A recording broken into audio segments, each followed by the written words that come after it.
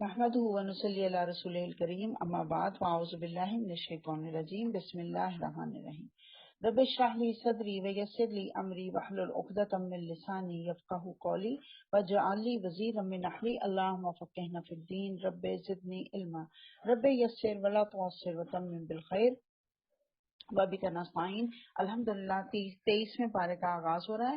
سورہ یاسین پڑھ رہے ہیں. سورہ یاسین کی 22 نمبر آیت سے 23ویں پارے کا آغاز ہو رہا ہے. اللہ سبحانہ و تعالیٰ فرما رہا ہے وَمَا لِيَ لَا أَعْبُدُ الَّذِي فَطَرَنِي وَإِلَيْهِ تُرْجَعُونَ. اس نے کہا آخر کیوں نہ میں اس ہستی کی بندگی کروں جس نے مجھے پیدا کیا اور جس کی طرف تم سب کو پلٹ کر جانا ہے. پچھلی پارے کی آخری جو آیت تھی بندہ مومن کی بات ہو رہی تھی. وہ بندہ مومن کہہ رہا ہے کہ میں کیوں نہ اس رب کی عبادت کروں جس نے مجھے پیدا کیا اور لوٹ کر مجھے اسی کی طرف جانا ہے. گویا کہ وہ کہہ رہا ہے کہ یہ پہلے اس نے لوگوں کو وارن کیا. اس نے کہا کہ تم یہ رسولوں کو دیکھ چکے ہو, یہ ہدایت پر ان کا کردار ہمارے سامنے ہے, ان کے قول اور فعل میں کوئی تضاد نہیں ہے اور یہ ہماری بھلائی چاہ رہے ہیں اور سب سے بڑی بات ہے یہ ہم سے کوئی اجر نہیں مانگ رہے. اور یہی بات مشرکین مکہ کو بھی سمجھائی جا رہی ہے کہ حضور نبی صلی اللہ علیہ وسلم کا کردار تو دیکھو, کتنا پیارا کردار, تم خود ان کو صادق اور امین کہہ رہے ہو اور اب انہی کی آیات کو جھٹلا رہے ہو. اور محمد صلی اللہ علیہ وسلم بھی یہی کہہ رہے ہیں کہ میرا اجر تو اللہ کے ذمے ہے, میں تم سے کچھ نہیں مانگتا. پچھلی اقوام کی داستان سنا کر اصل میں داستان محمد بیان کی جا رہی ہے صلی اللہ علیہ وسلم. ہمارے لیے بھی بہت اہم بات سمجھنے کی کہ ایک دائی جو ہوتا ہے وہ دین کا کردار, دائی دین کا کردار جو ہے وہ اس کی دعوت جو وہ دعوت دے رہا ہے اس کے مطابق ہونا چاہیے. قول اور فعل میں تضاد نہیں ہونا چاہیے. لوگوں کے لیے اس کے دل میں اخلاص ہو, خیر خواہی کا جذبہ ہو, مال بٹورنے کا ارادہ نہ ہو. وہ جو نذرانے کے ڈبے رکھے ہوتے ہیں نا وہ نہ ہو. اور یہاں پہ اللہ تعالیٰ کہہ رہا ہے کہ وہ کہہ رہا ہے, وہ بندہ خدا کہہ رہا ہے کہ مجھے کیا ہوا کہ میں اس کی عبادت نہ کروں جس نے مجھے پیدا کیا ہے اور جس نے اس کی طرف مجھے واپس بھی جانا ہے. یعنی وہ کہہ رہا ہے میرے پاس کیا ایکسکیوز ہے کہ میں اس کی عبادت نہ کروں جس نے مجھے پیدا کیا ہے, میں اس ہستی کی بندگی نہ کروں فطرانی جس نے مجھ کو پیدا کیا, وَإِلَيْهِ تُرْجَعُونَ اور اسی کی طرف مجھے پلٹ کر جانا ہے, اور اسی کی طرف تم سب کو بھی واپس پلٹ کر جانا ہے. اگر آج پکڑ نہیں ہو رہی نا تو آخرت کا احساس رکھو دل میں. یہ توحید کا درس دیا جا رہا ہے, انتہائی خوبصورت مختصر بات کی جا رہی ہے اور مختصر بات میں توحید کا درس دیا جا رہا ہے. یاد کر لیجئے جیسے یوسف کا ہم نے پڑھا تھا قید خانے میں جو ان کی بڑا ہی پیارا انداز. اللہ تعالیٰ فرما رہا ہے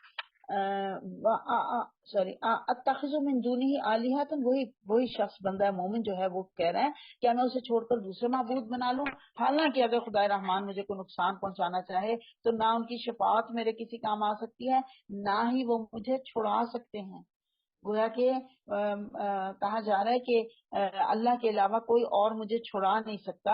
اگر میں ایسا کروں تو میں کھلی گمراہی میں مبتلا ہو جاؤں گا. میں تو تمہارے رب پر ایمان لے آیا, تم بھی میری بات مان لو. یعنی اب دیکھیے کتنا پیارا, وہ میں نے کہا نا خوبصورت انداز ہے.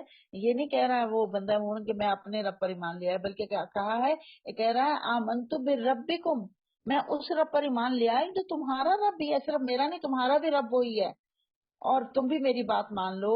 آخر کار ان لوگوں نے اسے قتل کر دیا اور اس شخص سے کہہ دیا گیا کہ داخل ہو جا جنت میں, کی لدخل الجنہ قالا یا لیت قومی یعلمون. اب دیکھیے وہ پہلے تو ان کو اتنا اپنی قوم کے لیے متفکر ہے کہ کہہ رہا ہے کہ تم بھی اس رب پر ایمان لے آؤ جو صرف اکیلا میرا رب نہیں ہے تمہارا رب بھی ہے. لیکن قرآن بتا رہا ہے کہ ان لوگوں نے اس شخص کو شہید کر دیا, اور شہید کے لیے آپ کو پتا ہے برزخ کا کوئی معاملہ نہیں, سیدھا جنت میں. احادیث سے پتہ چلتا ہے کہ شہداء کی روحیں جنت میں اڑتی پھر رہی ہوں گی. اللہم ارزقنا شہادتا فی سبیل اللہ. اللہ تعالیٰ مجھے اور آپ کو شہادت کی موت دے اپنے رستے میں, اپنے دین کے رستے میں. البتہ یہاں پہ یہ بات پتہ چلی کہ کتنا خیر خواہ ہے وہ اپنی قوم کے لیے کہ دنیا سے جانے کے بعد کیا کہہ رہے ہیں, کاش میری قوم کو معلوم ہوتا یا لیت قومی یعلمون، یعنی اب اس کو انعام ملا وہاں پہ تو کہہ رہا کاش ان کو پتا چل جائے، چلو مجھے تو قتل کر دیا، شہید کر دیا، آج بھی ان کو سمجھ آ جائے اور وہ اللہ کی بندگی پر آ جائیں کہ مجھے میرے رب نے کیسے نوازا ہے، مجھے تو جنت عطا کر دی، کاش کاش ان کو بھی سمجھ آ جائے، کاش وہ توحید پر آ جائیں، کاش ایک اللہ کی عبادت پر آ جائیں اور ان کو بھی جنت مل جائے۔ ایمان والا اپنے لوگوں کا اتنا خیر خواہ ہوتا ہے، ادھر جن لوگوں نے قتل کیا ادھر جا کے انہی لوگوں کے لیے خیر کی دعا کر رہا ہے، اللہ کاش ان کو بھی ایمان نصیب ہو جائے، میری زندگی سے تو نہیں، کاش میری موت سے ان کو سبق حاصل ہو جائے۔ یہ ایمان والوں کی کیفیت بیان ہو رہی ہے کہ وہ ہر حال میں خیر خواہ ہوتا ہے، اور وہ کہہ رہے ہیں کہ بما غفر علی ربی وجعلنی من المکرمین، کہ میرے رب نے کس چیز کی بدولت میری مغفرت فرما دی اور مجھے باعزت لوگوں میں داخل فرمایا۔ اس کے بعد اس کی قوم پر ہم نے آسمان سے کوئی لشکر نہیں اتارا، ہمیں لشکر بھیجنے کی کوئی حاجت بھی نہیں تھی، بس ایک دھماکہ اور یکایک وہ سب بجھ کر رہ گئے۔ پتہ چلا پوری قوم کو پھر تباہ و برباد کر دیا، جب رسولوں کو جھٹلایا تو اللہ نے پوری قوم کو تباہ و برباد کر دیا۔ افسوس بندوں کے حال پر جو رسول بھی ان کے پاس آیا اس کا وہ مذاق ہی اڑاتے رہے، کیا انہوں نے دیکھا نہیں کہ ان سے پہلے کتنی قوموں کو ہم ہلاک کر چکے ہیں اور اس کے بعد وہ پھر کبھی ان کی طرف پلٹ کر نہیں آئے، ان سب کو ایک روز ہمارے سامنے حاضر کیا جانا ہے۔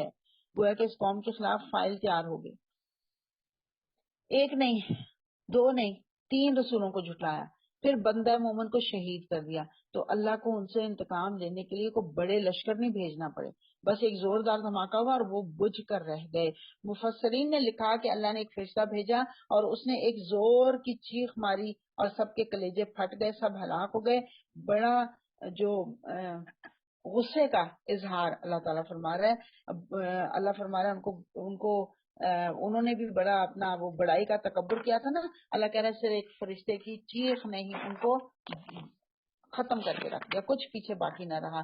وَآیَةٌ لَهُمُ الْأَرْضُ مَيْتَةٌ أَرْضُ الْمَيْتَةِ، ان لوگوں کے لیے بے جان زمین ایک نشانی ہے۔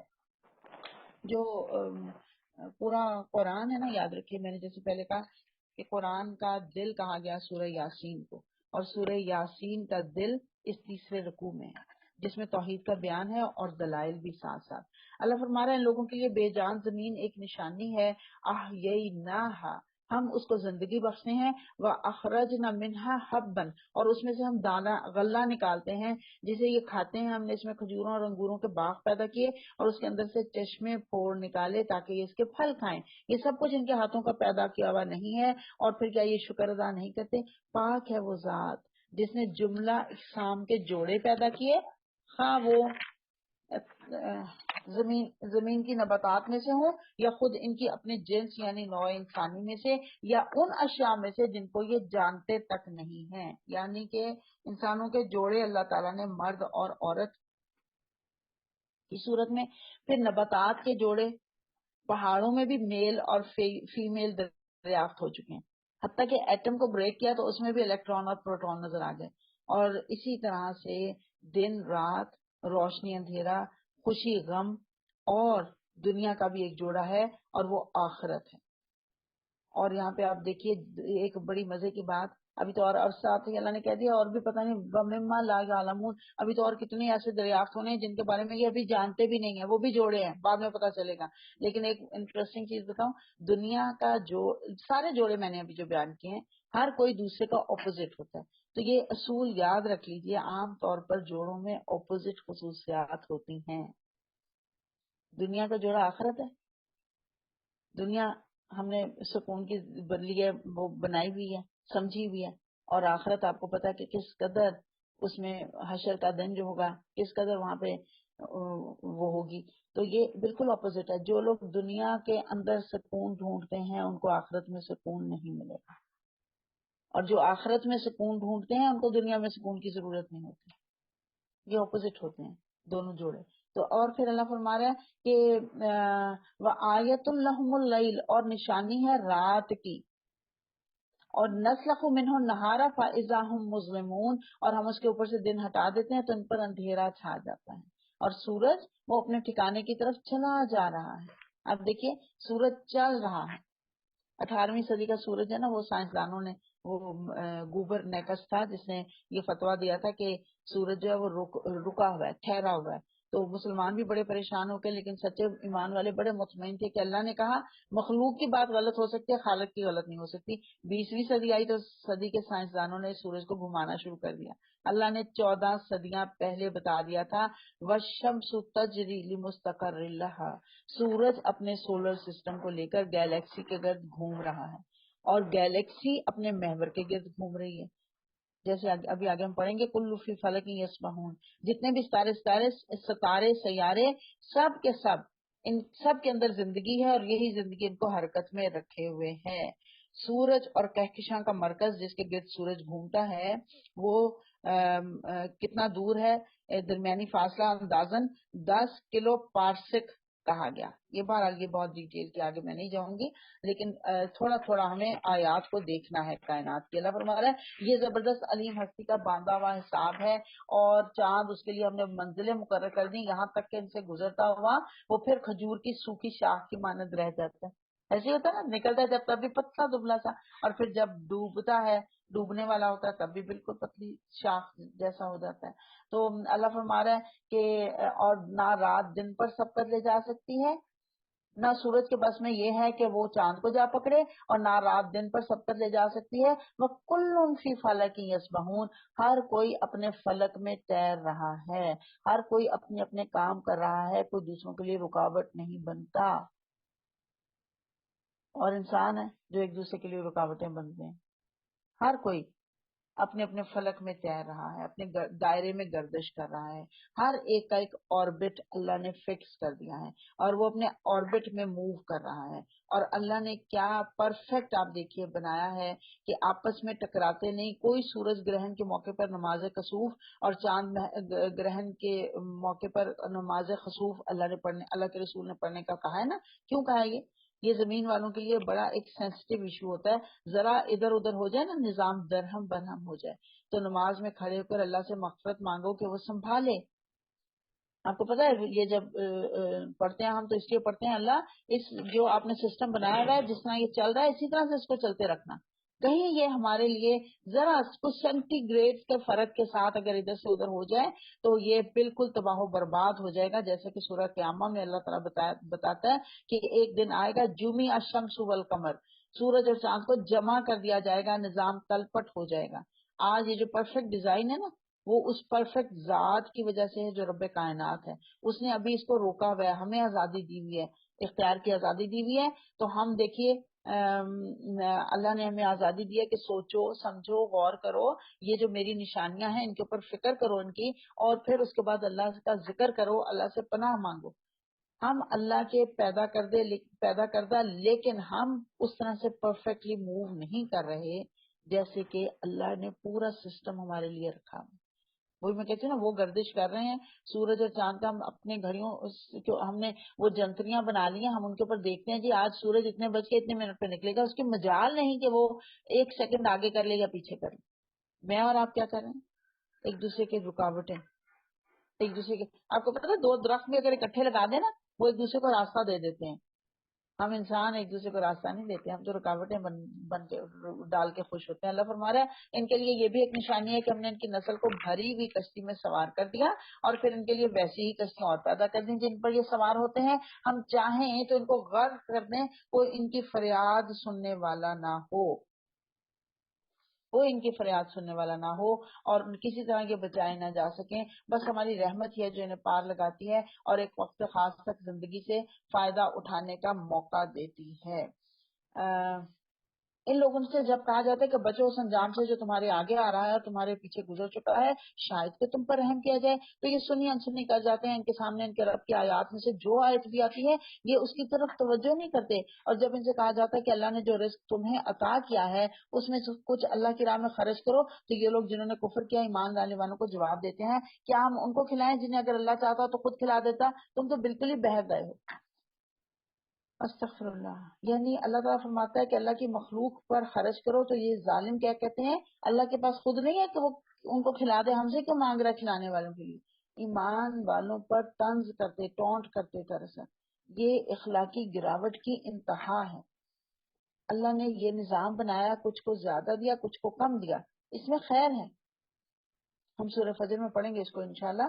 سارے مالدار ہوتے تو یہ جو لیبر ورک ہے وہ کون کرتا؟ یہ سروسز والے کام جو ہیں سروسز کون کرتا ہماری؟ تو اللہ نے جس کو دیا، جس نے دیا وہی کہہ رہا ہے کہ خرچ کرو. یہ مادہ پرست لوگوں کی سوچ، دنیا پرست لوگوں کی سوچ، جنہوں نے مال کا بت بنا رکھا ہے اور اس کی پوجا پاٹ کر رہے ہیں، وہ اس طرح کی باتیں کرتے ہیں. کیا ہم ان کو کھلائیں جنہیں اگر اللہ چاہتا تو خود کھلا دیتا؟ بلکہ تم تو بہت ہی بالکل ہی بہک گئے ہو. یہ لوگ کہتے ہیں کہ یہ قیامت کی دھمکی کب پوری ہوگی، بتاؤ اگر تم سچے ہو. دراصل یہ جس چیز کی راہ تک رہے ہیں وہ بس ایک دھماکہ ہے جو یکایک انہیں عین اس حالت میں دھر لے گا جب یہ اپنے دنیوی معاملات میں جھگڑ رہے ہوں گے، اور اس وقت یہ وصیت تک نہیں کر سکیں گے، نہ اپنے گھروں کو پلٹ سکیں گے. پھر ایک سور پھونکا جائے گا اور یہ یکایک اپنے رب کے حضور پیش ہونے کے لیے اپنی قبروں سے نکل کھڑے ہوں گے. پہلا سور پھونکا جائے گا، 3 سور پھونکے جائیں گے. جب پہلا سور پھونکا جائے گا تو کیا ہوگا؟ سب کو سہما دے گا. دوسرا سور پھونکا جائے گا، سب ہلاک ہو کر گر جائیں گے. اور پھر تیسرا سور پھونکا جائے گا، سارے کے سارے اٹھ کھڑے ہوں گے اپنے رب کی طرف اور دوڑتے ہوئے چلیں گے، ٹڈیوں کی طرح سے اچھل اچھل کر باہر نکلیں گے اور اللہ کے حضور حاضر ہو جائیں گے سارے کے سارے. یہ اللہ تعالیٰ جو سور کی بات کی گئی ہے یہاں پہ، یہ اللہ تعالیٰ اس لیے بتا رہا ہے کہ ایسے وقت میں تمہیں یہ قیامت آ جائے گی جب تم وصیت تک نہیں کر سکو گے. لیکن اگر ہم انفرادی طور پہ دیکھیں تو موت بھی جب آتی ہے تو انسان وصیت تک نہیں کر سکتا. آپ نے بہت لوگوں کو سنا ہوگا کہ وہ کہتے ہیں کہ وہ بات کرنے لگے تھے، کچھ کہنے لگے تھے، لیکن بس ان کی جان نکل گئی. تو اللہ فرما رہا ہے وَنُفِخَ فِي الصُّورِ فَإِذَا هُم مِّنَ الْأَجْدَاثِ. اجداث کہتے ہیں پرانی قبر جس کے آثار بھی مٹ چکے ہوں، آثار بھی مٹ چکے ہوں. اِلَىٰ رَبِّهِمْ يَنْسِلُونَ. وہ ایسے آ رہے ہوں گے دوڑ کر جیسے اوپر سے کوئی نیچے آتا ہے. جب پہاڑی کے اوپر سے نیچے اترتے ہیں کیسے ہوتا ہے؟ قدم خود بخود اٹھ رہے ہوتے ہیں بے اختیار اور بڑی تیزی سے نیچے اترتا ہے. انسان اوپر سے نیچے آتا ہے نا تو بس ایسے لگتا ہے جیسے دوڑ رہا ہو. تو وہ دوڑتے ہوئے چلے آ رہے ہوں گے. کالو یا ویلنا من بعثنا من مرقدنا. وہ کہیں گے ہیں یہ کس نے ہمیں ہمارے سونے کی جگہ سے اٹھا دیا، ہماری خوابگاہ سے اٹھا دیا. یہ وہی چیز ہے جس کا خدا رحمان نے وعدہ کیا تھا. وصدق المرسلون. اور رسولوں کی بات سچی تھی. اچھا یہ جو مرقدنا ہے نا، اس کا ترجمہ خوابگاہ بھی کیا گیا، قبر بھی کیا گیا، آرام گاہ بھی کیا گیا. کس نے ہماری آرام گاہ سے اٹھایا؟ تو کچھ لوگ کہتے ہیں کہ تم خواہ ڈراتے ہو عذاب قبر سے. یہ کوئی عذاب گاہ تھوڑی ہے، یہ تو آرام گاہ ہے. یہ تو وہی کہہ سکتا ہے جو حضور صلی اللہ علیہ وسلم کی احادیث کا انکار کرنے والا ہو، لیکن وہ نہیں کہہ سکتا جو احادیث پر ایمان رکھتا ہو. حضور صلی اللہ علیہ وسلم نے عذاب قبر کا ذکر بھی کیا اور اس سے بچنے کی دعا بھی سکھائی. اور قرآن کریم میں اشارے موجود ہیں، ایک دو ہم پڑھ بھی چکے ہیں اب تک. آگے سورہ مومن میں ایک دو اور اشارے ہیں جو ہم انشاءاللہ پڑھیں گے. البتہ ایک جواب اس کا یہ ہے کہ جب قیامت کی ہولناکی دیکھیں گے تو وہ عذاب قبر کو لگے گا کہ راحت تھی ہمارے لیے. استغفر اللہ. آپ اس کو یوں سمجھیے کہ جیسے انگلی پر کٹ لگ جائے نا ہلکا سا تو آپ کو بڑی تکلیف ہوتی ہے اور بڑا رواویلا کرتے ہیں، لیکن اگر آپ کا پورا ہاتھ کٹ جائے آپ روتے ہیں، آپ کہتے ہیں اس سے تو وہ کٹ لگا رہتا، وہ تکلیف کم تھی. بالکل ایسے عذاب قبر چھوٹا لگے گا جب بڑا عذاب دیکھ لیں گے. اللہم انا اعوذ بک من عذاب القبر. حضور صلی اللہ علیہ وسلم نے سکھایا اور ایک روایت میں آتا ہے کہ حضور صلی اللہ علیہ وسلم دن میں 80 دفعہ عذاب قبر سے پناہ مانگتے تھے. تو اپنی روٹین کی تسبیحات میں اللہم انا اعوذ بک من عذاب القبر کو بھی شامل کر لیجئے. اللہ تعالیٰ مجھے اور آپ کی قبروں کو نور سے بھر دے اور ہم سب کو قبروں کے عذاب سے بچا دے. اللہم آمین. اللہ فرما رہا ہے ان کانت الا صیحۃ واحدۃ. پھر ایک زور کی آواز ہوگی اور سب کے سب ہمارے سامنے حاضر کر دیے جائیں گے. وہ جو ہوگی نا اس کی آواز اتنی ہوگی، سخت آواز ہوگی کہ سب کے سب اس کے بعد کسی کو جرت نہیں ہوگی کہ پیچھے کھڑا رہ جائے. آج کسی پر ذرہ برابر ظلم نہ کیا جائے گا اور تمہیں ویسا ہی بدلہ دیا جائے گا جیسے عمل تم کرتے رہے ہو. آج جنتی لوگ مزے کرنے میں مشغول ہیں. وہ اور ان کی بیویاں گھنے سایوں میں، مسندوں میں، تکیا لگائے ہوئے بیٹھے ہیں، ہر قسم کی لذیذ چیزیں کھانے پینے کو ان کے لیے وہاں موجود ہے، جو کچھ وہ طلب کریں گے ان کے لیے حاضر ہے۔ رب رحیم کی طرف سے ان کو سلام کہا گیا، سلام قولم من رب رحیم، اللہم جعلنا منہم۔ بہت ہی خوبصورت بات، سلام اسی کو طرف سے کیا جائے، اسی کی طرف سے آتا ہے جس سے آپ کو محبت ہوتی ہے، اور جب آپ کو کسی محبوب سے سلام ملتا ہے کتنی خوشی ہوگی۔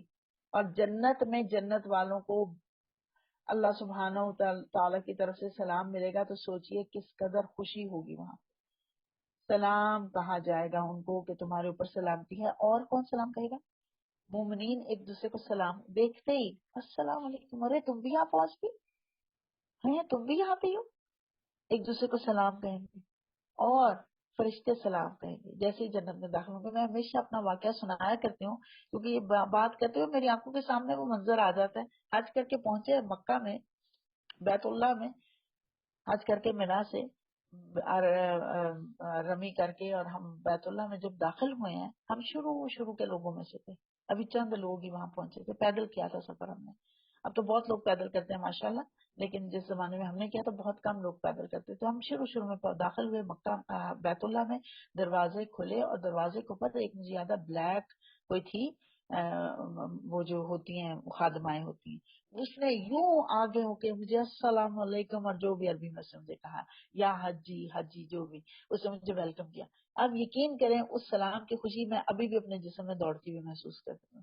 اس قدر مجھے خوشی ہوئی کہ الحمدللہ میرا حج ہو گیا، مجھے یہ سعادت مل گئی کہ میرا حج ہو گیا، اور اس نے مجھے سلام کیا۔ تو ایسے ہی انشاءاللہ مجھے یقین ہے جب جنت میں داخل ہوں گے انشاءاللہ جنت کے خادمین ہمیں ایسے ہی سلام کریں گے، ایسے ہی ویلکم کریں گے۔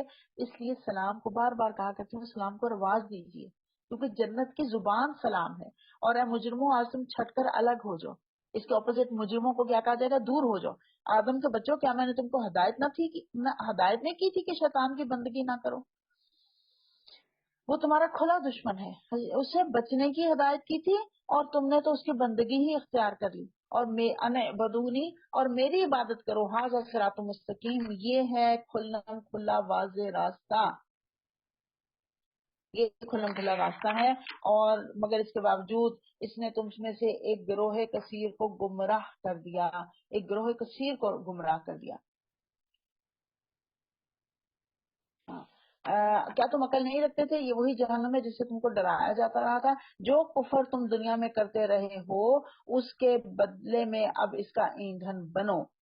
آج ہم ان کے منہ بند کیے دیتے ہیں، ان کے ہاتھ ہم سے بولیں گے اور ان کے پاؤں گواہی دیں گے کہ یہ دنیا میں کیا کمائی کرتے رہے ہیں۔ یہ کیسے؟ ابھی ہم پڑھ کے آئے نا، جسم کے آثار، جو امپریشنز ہیں جو ہم دنیا میں چھوڑ کے جا رہے ہیں وہ بولیں گے، زبان سے بولنے کی ضرورت ہی نہیں رہے گی، امپریشنز خود ہی بتائیں گے۔ ہاتھ بولیں گے اللہ میرے سے یہ کام لیتی تھی، پاؤں بولیں گے، آنکھیں بولیں گے اللہ میرے سے یہ کام لیتی تھی۔ ان سے زیادہ زیادہ نیک کام لیجئے تاکہ یہ قیامت کے دن ہمارے حق میں گواہی دینے والے بن جائیں، ہمارے خلاف نہ ہو جائیں۔ ہم چاہیں تو ان کی آنکھیں موند دیں، پھر یہ راستے کی طرف لپک کر دیکھیں کہاں سے انہیں راستہ سجھائی دے گا۔ ہم چاہیں تو انہیں ان کی جگہ ہی پر اس طرح مسخ کر کے رکھ دیں کہ یہ نہ آگے چل سکیں نہ پیچھے پلٹ سکیں۔ جس شخص کو ہم لمبی عمر دیتے ہیں اس کی ساخت کو ہم الٹ ہی دیتے ہیں۔ من نعمرہ ننکسہ فی الخلق، اللہ کہہ رہا ہے اس کی ساخت ہم الٹ ہی دیتے ہیں۔ اب دیکھیں بڑھاپے میں آدمی کی حالت بچوں جیسی ہو جاتی ہے، لیکن یہ جو پیچھے کہا گیا نا کہ انہیں ان کی جگہ بھی پر اس طرح مسخ کر کے رکھ دیں کہ یہ نہ آگے چل سکیں نہ پیچھے پلٹ سکیں، یہ کیا ہے؟ یہ ساخت بالکل مسخ کر دی جائے، جیسے کہ ہیروشیما پر بم گرا تھا تو لوگوں کی شکلیں بگڑ گئی تھی، نسلیں بھی آئندہ جو پیدا ہوئی اس کے بعد وہ بگڑی ہوئی شکلوں کے ساتھ پیدا ہوئی تھی۔ استغفر اللہ، اللہ کی پکڑ آ جائے گی نا تو جتنے بھی خوبصورت حسین ہو قراتن خاصین پڑھا ہے نا، اور پھر ہٹلر نے جو گیس چیمبرز میں بند کر کے ان کو پگھلایا تھا، استغفر اللہ، کیا یہ حالات دیکھ کر انہیں عقل نہیں آتی؟ ہم نے اس نبی کو شعر نہیں سکھایا، نہ شاعری اس کو زیب ہی دیتی ہے، یہ تو ایک نصیحت اور صاف پڑھی جانے والی کتاب تاکہ وہ ہر اس شخص کو خبردار کر دے جو زندہ ہو۔ زندہ سے مراد ہے سوچنے سمجھنے والا ہو، جس کی روح زندہ ہو، جس کی فطرت مسخ نہ ہوئی ہو۔ خلقت جو ہے اللہ نے فرمایا کہ انا خلقنا لہم، نہیں، یہ میں آگے پڑھتی ہوں، آگے چلتی ہوں.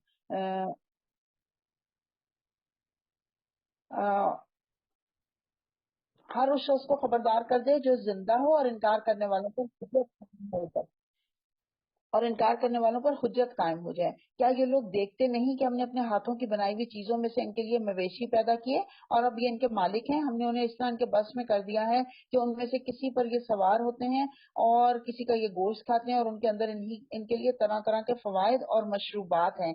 پھر کیا یہ شکر گزار نہیں ہوتے؟ افلا یشکرون.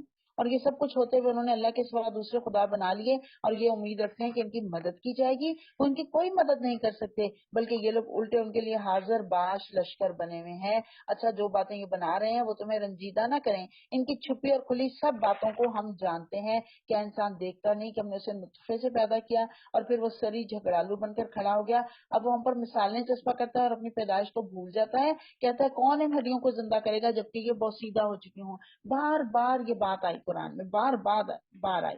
اور ایک شخص کے بارے میں آتا ہے کہ وہ کسی مردہ کی بوسیدہ ہڈی اٹھا کر لے آیا اور اسے توڑ کر بکھیر دیا، پھر حضور صلی اللہ علیہ وسلم سے کہا کہ اسے زندہ کر کے دکھاؤ. اس پر یہ آیات نازل ہوئی. اللہ فرمایا اس سے کہو انہیں وہی زندہ کرے گا جس نے پہلے انہیں پیدا کیا تھا، اور وہ تخلیق کا ہر کام جانتا ہے. وہی جس نے تمہارے لیے ہرے بھرے درخت سے آگ پیدا کر دی اور تم اس سے اپنے چولہے روشن کرتے ہو. آپ کو پتا ہے مرخ اور افار نام کے درخت تھے جو کہ گرین ہی جو ہے ان کو لکڑی جو ہے گرین لکڑی کو ہی آگ پکڑ لیتی تھی. تو یہ خاص طور پر ان کی بات ہے. آج ٹیکنالوجی کے دور میں ہم نے دیکھ لیا کہ بایو ڈیزل جو بنایا جاتا ہے وہ بھی گرین درخت سے بنایا جاتا ہے ڈیزل. کیا وہ جس نے آسمانوں اور زمین کو پیدا کیا اس پر قادر نہیں کہ ان جیسوں کو پیدا کر سکے؟ کیوں نہیں، جبکہ وہ ماہر خلاق ہے. وَهُوَ الْخَلَّاقُ الْعَلِيمُ.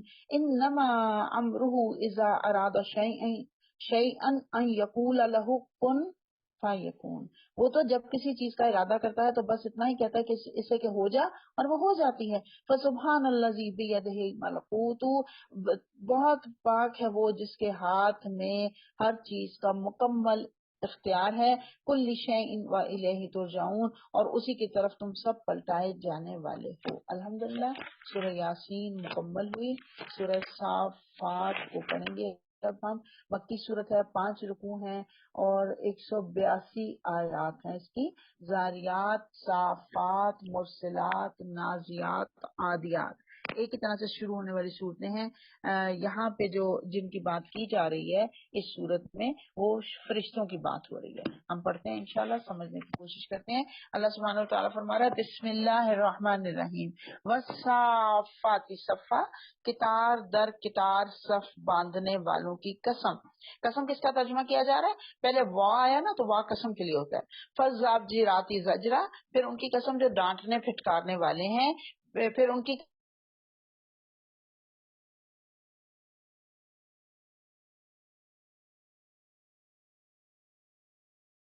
پہلے جو کہا گیا کہ صف در صف کتار باندھنے والے، تو اس سے مراد ہے فرشتے جو اللہ کے حکموں کی اطاعت کے لیے فوری طور پر تیار رہتے ہیں، فوراً اطاعت کے لیے چل پڑتے ہیں. ڈانٹنے پھٹکارنے سے مراد ہے جو بادلوں کو ہانکتے ہیں اور بارش کا انتظام کرتے ہیں. اور پھر اس کے بعد ان کی قسم جو کلام نصیحت سنانے والے ہیں. کلام نصیحت سنانے والے سے مراد وہ جو اللہ کا پیغام نازل کرنے والے ہیں، یعنی کہ جیسے حضرت جبرائیل آئے. اور ایک میں پہلے آپ کو بتا چکی ہوں کہ سورہ انعام جب آئی تو اس کے ساتھ 70,000 فرشتے اترے تھے. تو یہ پیغام نصیحت سنانے والے ہیں. ان کی قسم کھا کے بات کی جا رہی ہے، اس کا مطلب کہ بہت امپورٹنٹ بات ہے جو فرشتوں کی قسم کھائی جا رہی ہے. اللہ فرما رہا ہے تمہارا معبود حقیقی بس ایک ہی ہے، وہ جو زمین اور آسمانوں کا اور تمام ان چیزوں کا مالک ہے جو زمین اور آسمان میں ہے، اور سارے مشرقوں کا مالک ہے. ہم نے آسمان دنیا کو تاروں کی زینت سے آراستہ کیا اور ہر شیطان سرکش سے اس کو محفوظ کر دیا. اور اللہ فرما رہا ہے کہ یہ شیاطین ملائے اعلیٰ کی باتیں نہیں سن سکتے، ہر طرف سے مارے اور ہانکے جاتے ہیں اور ان کے لیے پہم عذاب ہے. تاہم اگر کوئی ان میں سے کچھ لے اڑے تو ایک تیز شعلہ اس کا پیچھا کرتا ہے. یعنی ان کے اندر اتنی ان کی صلاحیت ہے کہ یہ سولر سسٹم تک ان کی رسائی ہو جاتی ہے. اور لیکن جب فرشتے کوئی پیغام ایک سے دوسری جگہ پہنچاتے ہیں دوسرے فرشتوں کو، تو پھر ان کے پیچھے شہاب ثاقب مارے جاتے ہیں. اب ان سے پوچھو کہ ان کی پیدائش زیادہ مشکل ہے یا ان چیزوں کی جو ہم نے پیدا کر رکھی ہیں؟ ان کو تو ہم نے لیس دار گارے سے پیدا کیا ہے. من تین لازب، یہ کون سا گارا ہوتا ہے؟ تین کہتے ہیں گارے کو، میں نے کل بتایا تھا. ویسے میرا ارادہ تو تھا کہ میں سورہ رحمان میں بتاؤں، لیکن چلیں ابھی میں آپ کو بتا دیتی ہوں.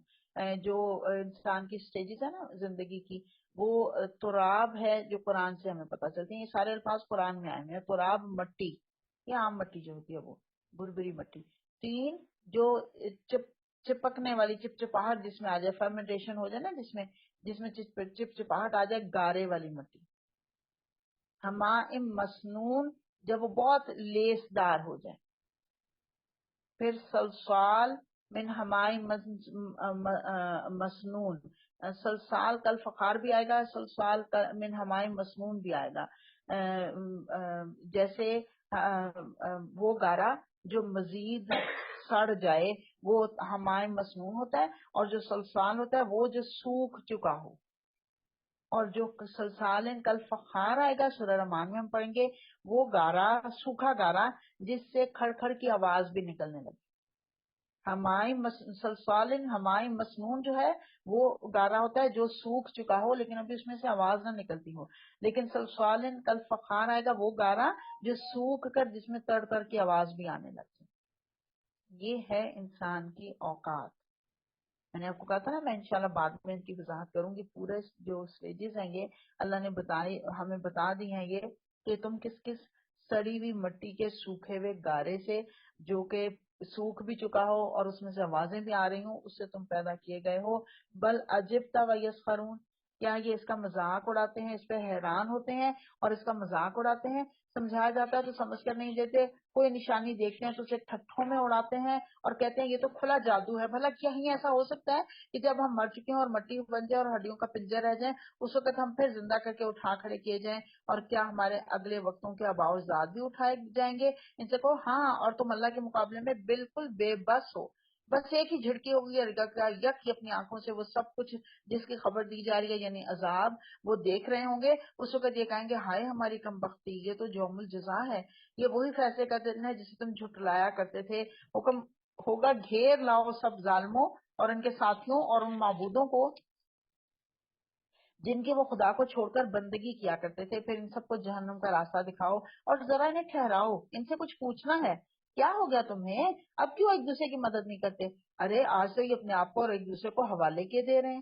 دنیا میں بار بار کہتے تھے وہ کچھ نہیں ہوتا کچھ نہیں ہوتا، چلو میرے ساتھ فلم دیکھنے، کچھ نہیں ہوتا. وہاں تمہیں ڈر ہے نا، اچھا وہاں میں اللہ تعالیٰ کو کہوں گی اللہ تعالیٰ یہ میرے ساتھ گئی تھی، اس کو نہ پکڑے مجھے پکڑ لیں.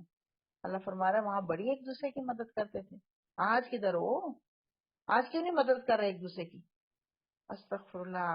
حضور صلی اللہ علیہ وسلم نے فرمایا جب کوئی شخص کسی ظالم کی مدد کرتا ہے تو عرش الہی کانپ اٹھتا ہے.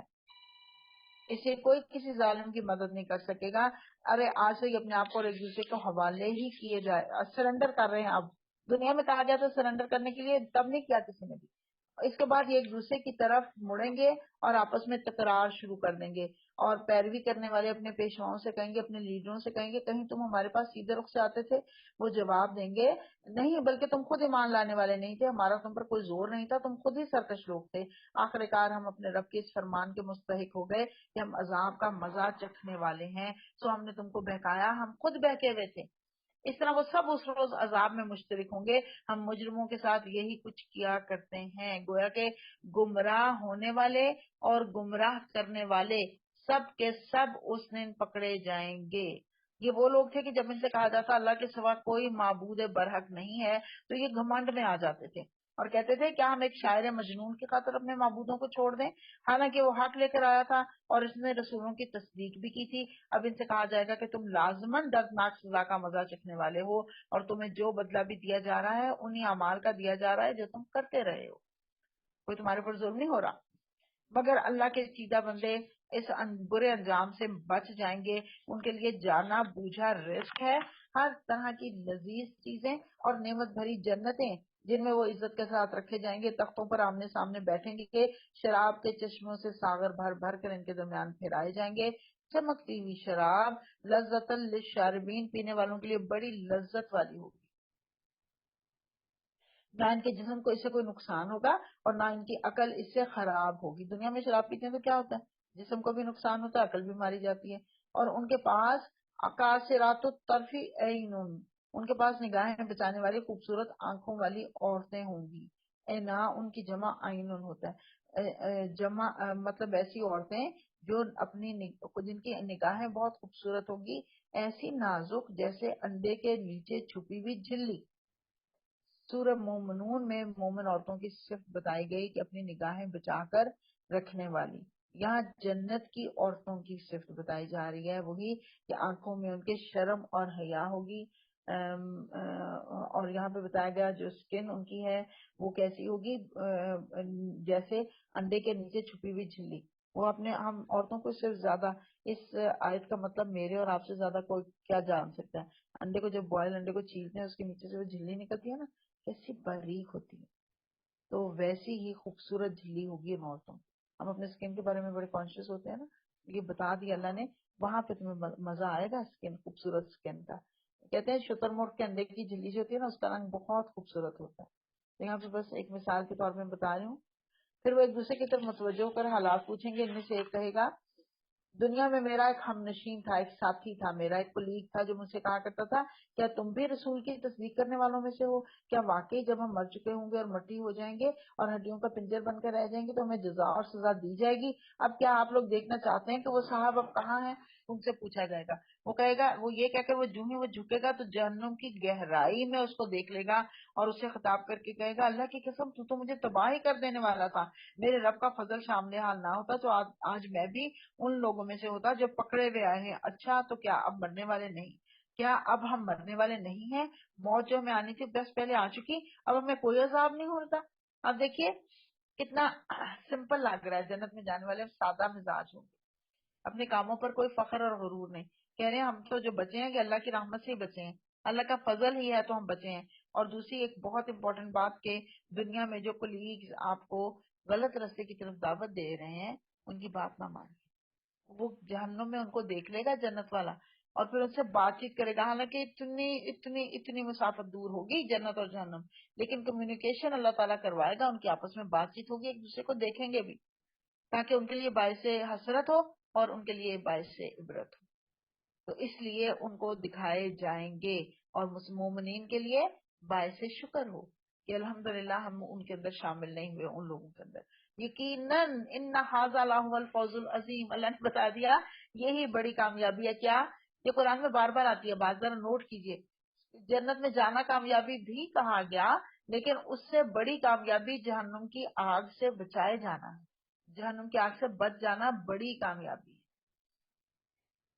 دیکھیے دنیا میں بھی کامیابیاں انسان کو ملتی ہیں, لیکن اصل کامیابی یہ ہے کہ انسان اس بڑے عذاب سے بچ جائے.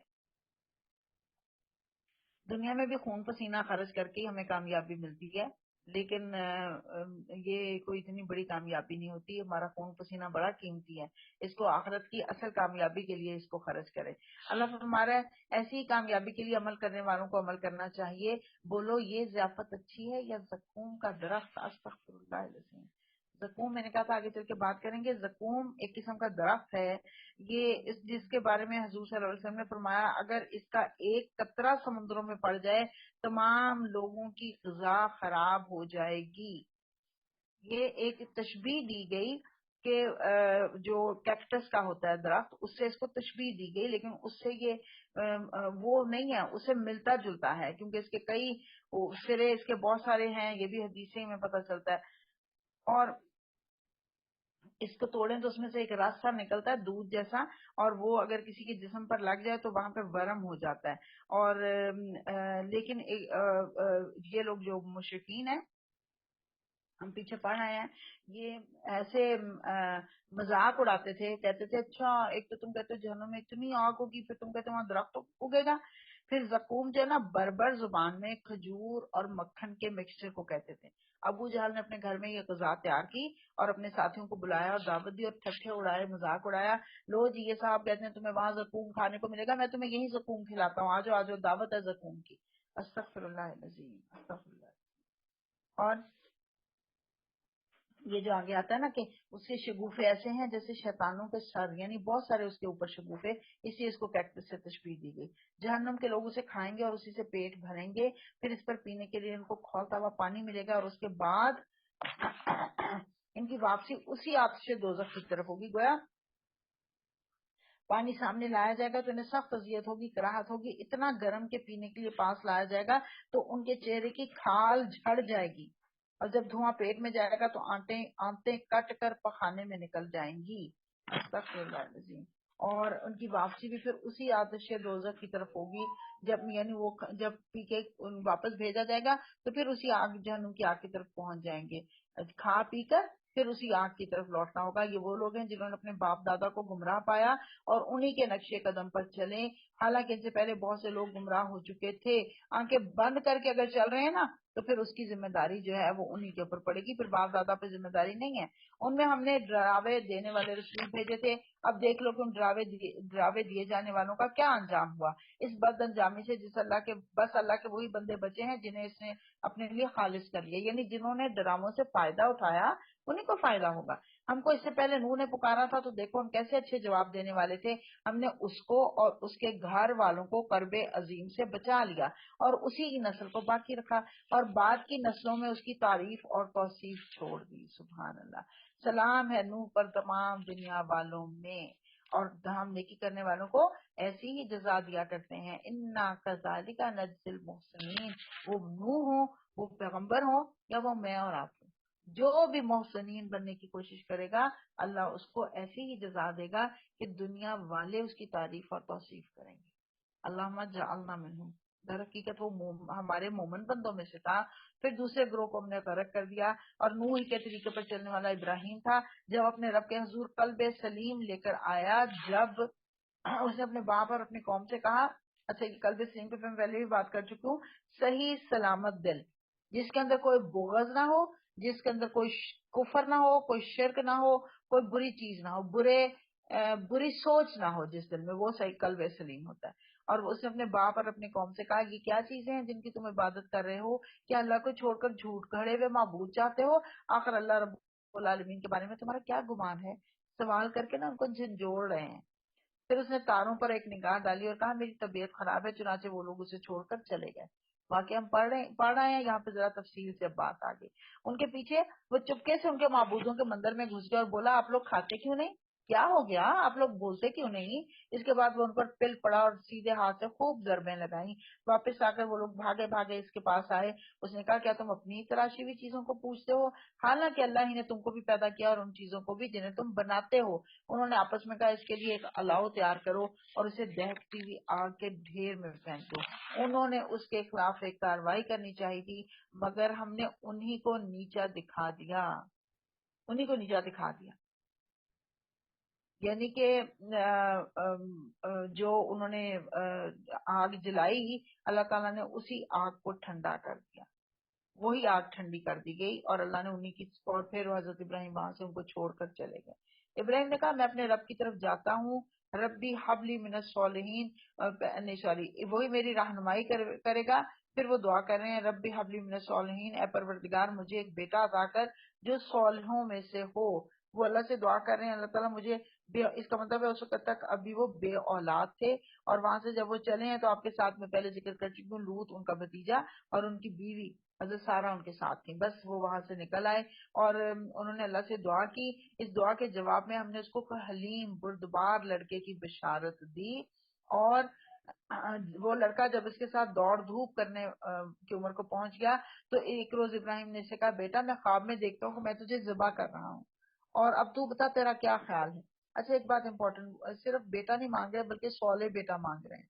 تو پھر تربیت کی پیدائش کے بعد جو تربیت ہے اس کے بارے میں ہمیں کہا گیا کہ جو تربیت ہے نا وہ بچے کی پیدائش سے پہلے شروع ہو جاتی ہے، جب بچہ ماں کے پیٹ میں ہوتا ہے. اب واللہ عالم یہ بات مختلف جگہوں سے میں نے سنی، میں نے کوئی اس کو مجھے اس کی اوتھینٹسٹی نہیں پتا کہ کس کے بارے میں یہ بات ہے. کسی نے کہا حضور صلی اللہ علیہ وسلم کے بارے میں، کسی نے کہا حضرت عبد القادر جیلانی کے بارے میں یہ واقعات ہے، واللہ عالم. لیکن بات عقل کی سمجھ کی ہے وہ بیان کر دیتی ہوں.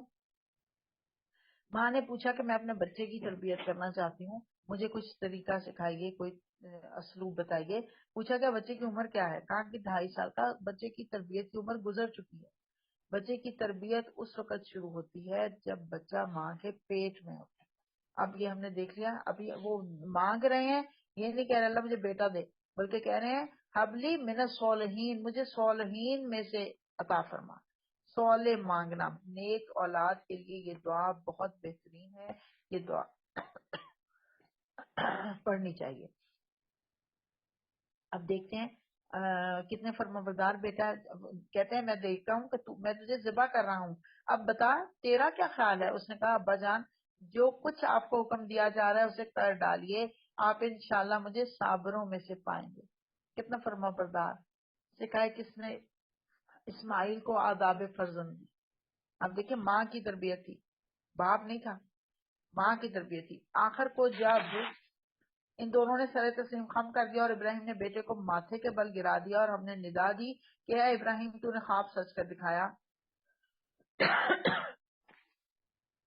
ہم نیکی کرنے والوں کو ایسی ہی جزا دیتے ہیں۔ یقیناً ایک کھلی آزمائش تھی اور ہم نے ایک بڑی قربانی فدیے میں دے کر اس بچے کو چھڑا لیا، اور اس کی تعریف اور توصیف ہمیشہ کے لیے بعد کی نسلوں میں چھوڑ دی۔ سلام ہے ابراہیم پر۔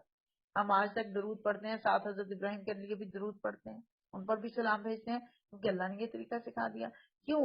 کیونکہ انہوں نے قربانیاں دی، حتیٰ کہ بیٹے کی بھی قربانی دے دی، اور پھر اللہ نے ان کی جگہ پہ وہ دمبا یا وہ لے آئے، وہاں پہ مینڈھا آ گیا اور اس کو انہوں نے قربانی دے دی۔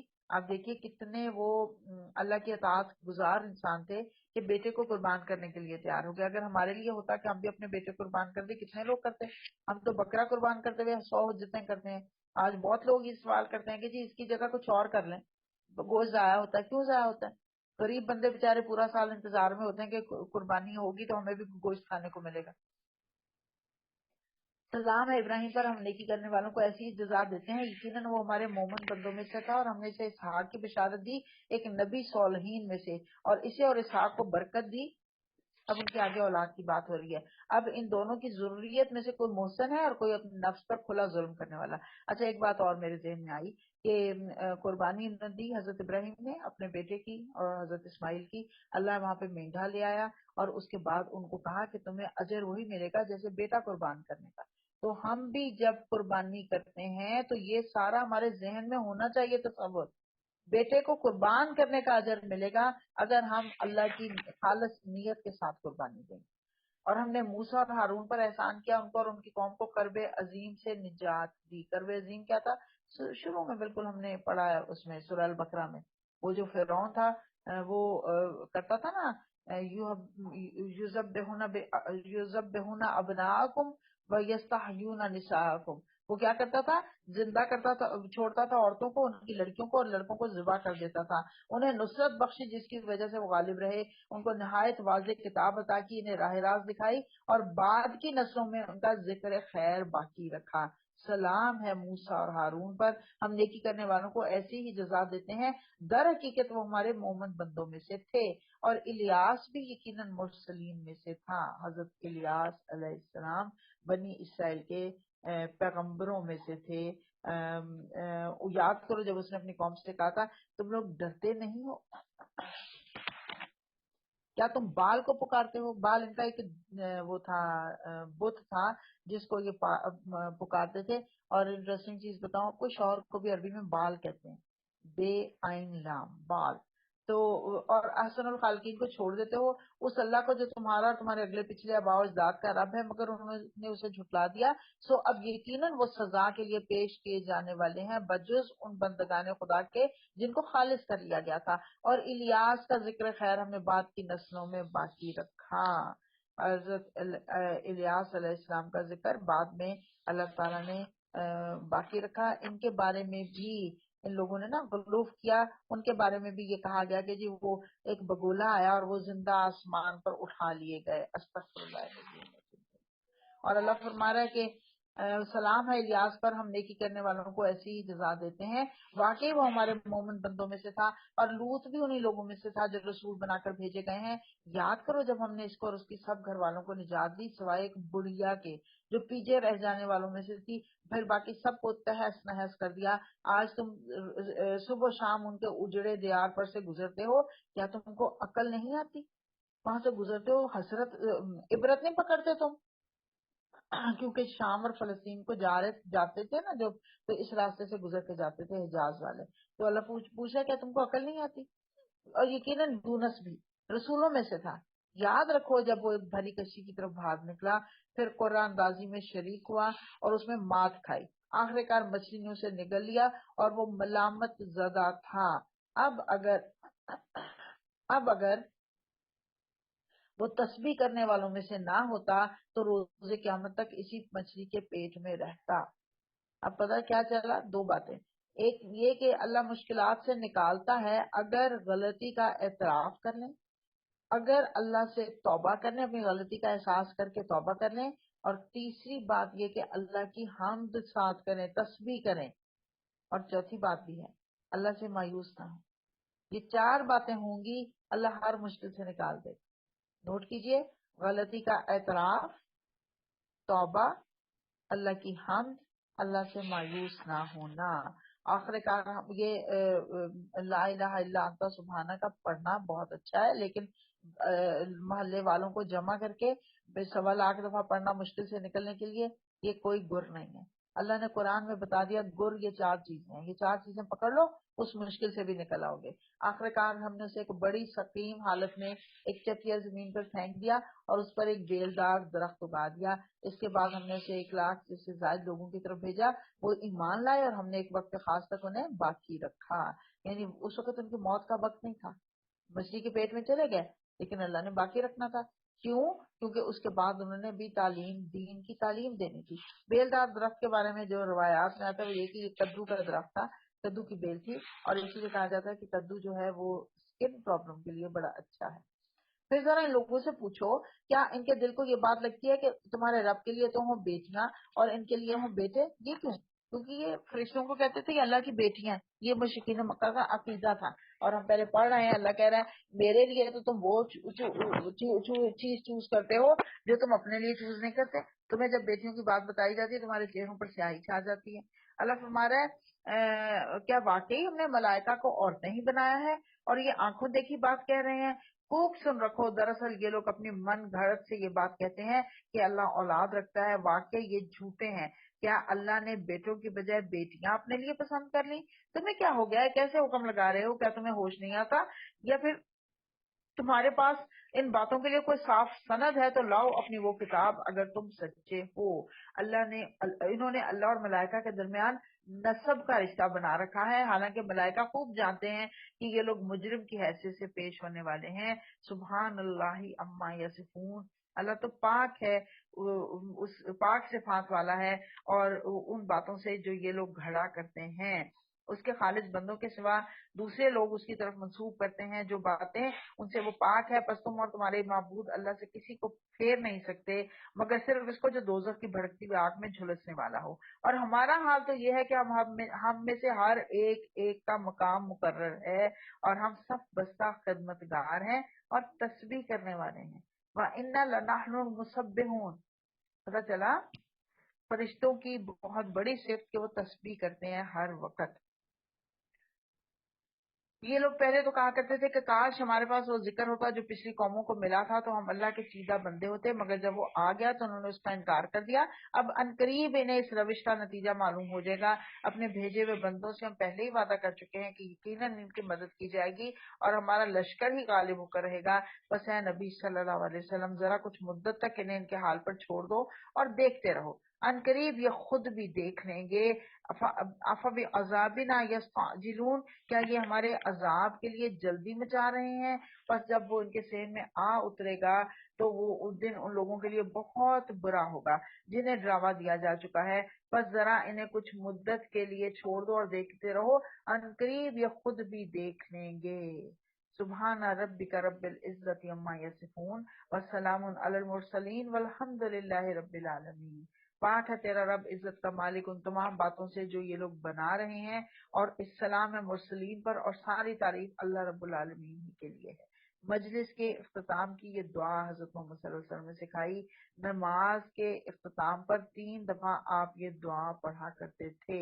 ابن حاتم اور طبرانی کی روایت ہے کہ جو چاہے کہ اس کو بھرپور پیمانے سے دیا جائے، یعنی پیمانہ بھر کر اجر دیا جائے، اس کو چاہیے کہ مجلس کے اختتام پر اور نماز سے اٹھتے ہوئے یہ آیت 3 دفعہ تلاوت کر لیا کرے۔ الحمدللہ ہم لوگ بھی اس کو پڑھتے ہیں۔ الحمدللہ سورہ صاد شروع ہو رہی ہے، سورہ صافات ختم ہوئی اور سورہ صاد شروع ہو رہی ہے۔ مکی صورت ہے، 5 رکوع اور 88 آیات ہیں۔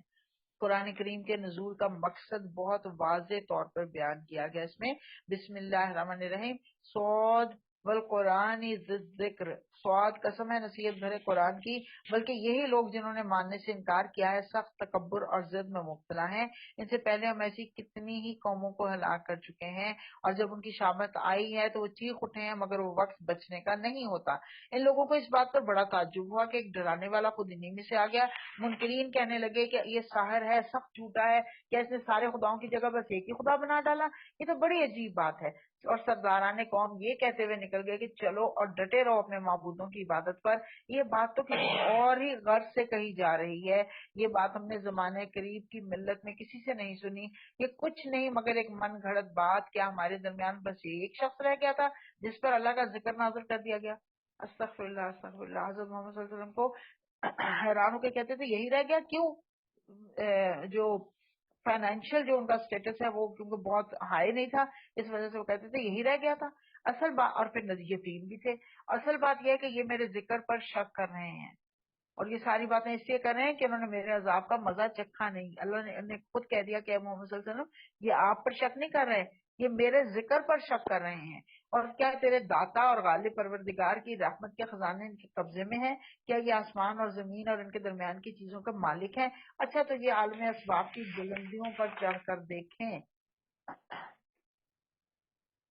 یہ تو جتھوں میں سے ایک چھوٹا سا جتھا ہے جو اسی جگہ شکست کھانے والا ہے۔ اس سے پہلے نو کی قوم اور عاد اور میخوں والا فرعون اور سمود اور قوم لوط اور ایکا والے جھٹلا چکے ہیں۔ عظیم الشان ان کی تھی وہ صنعتیں، اور عظیم الشان ان کے ترقیاں تھیں، ان کا ذکر کر کے اللہ فرما رہا ہے کہ میں نے یہ جو بھیجے تھے نو کی قوم، عاد اور سمود، تعداد میں بھی بہت زیادہ تھے اور دنیاوی طور پہ ترقیاں بھی بہت کی تھی۔ فرعون کو یہاں پہ میخوں والا فرعون کیوں کہا گیا؟ فرعون ذی الاوتاد، کیونکہ اتنی کثیر تعداد میں اس کا لشکر ہوتا تھا، جہاں بھی ہوتا تھا وہاں پہ خیمے گاڑتا تھا، جب خیمے اٹھائے جاتے تھے تو ہر طرف میخیں ہی میخیں نظر آتی تھیں۔ ایک اس کے بارے میں یہ کہا گیا، اور دوسرا یہ کہا گیا کہ ایسا لگتا تھا اس کی سلطنت اتنی مضبوط تھی، اتنی پاورفل تھی، لگتا تھا جیسے زمین میں کوئی میخ گڑی ہوئی ہو۔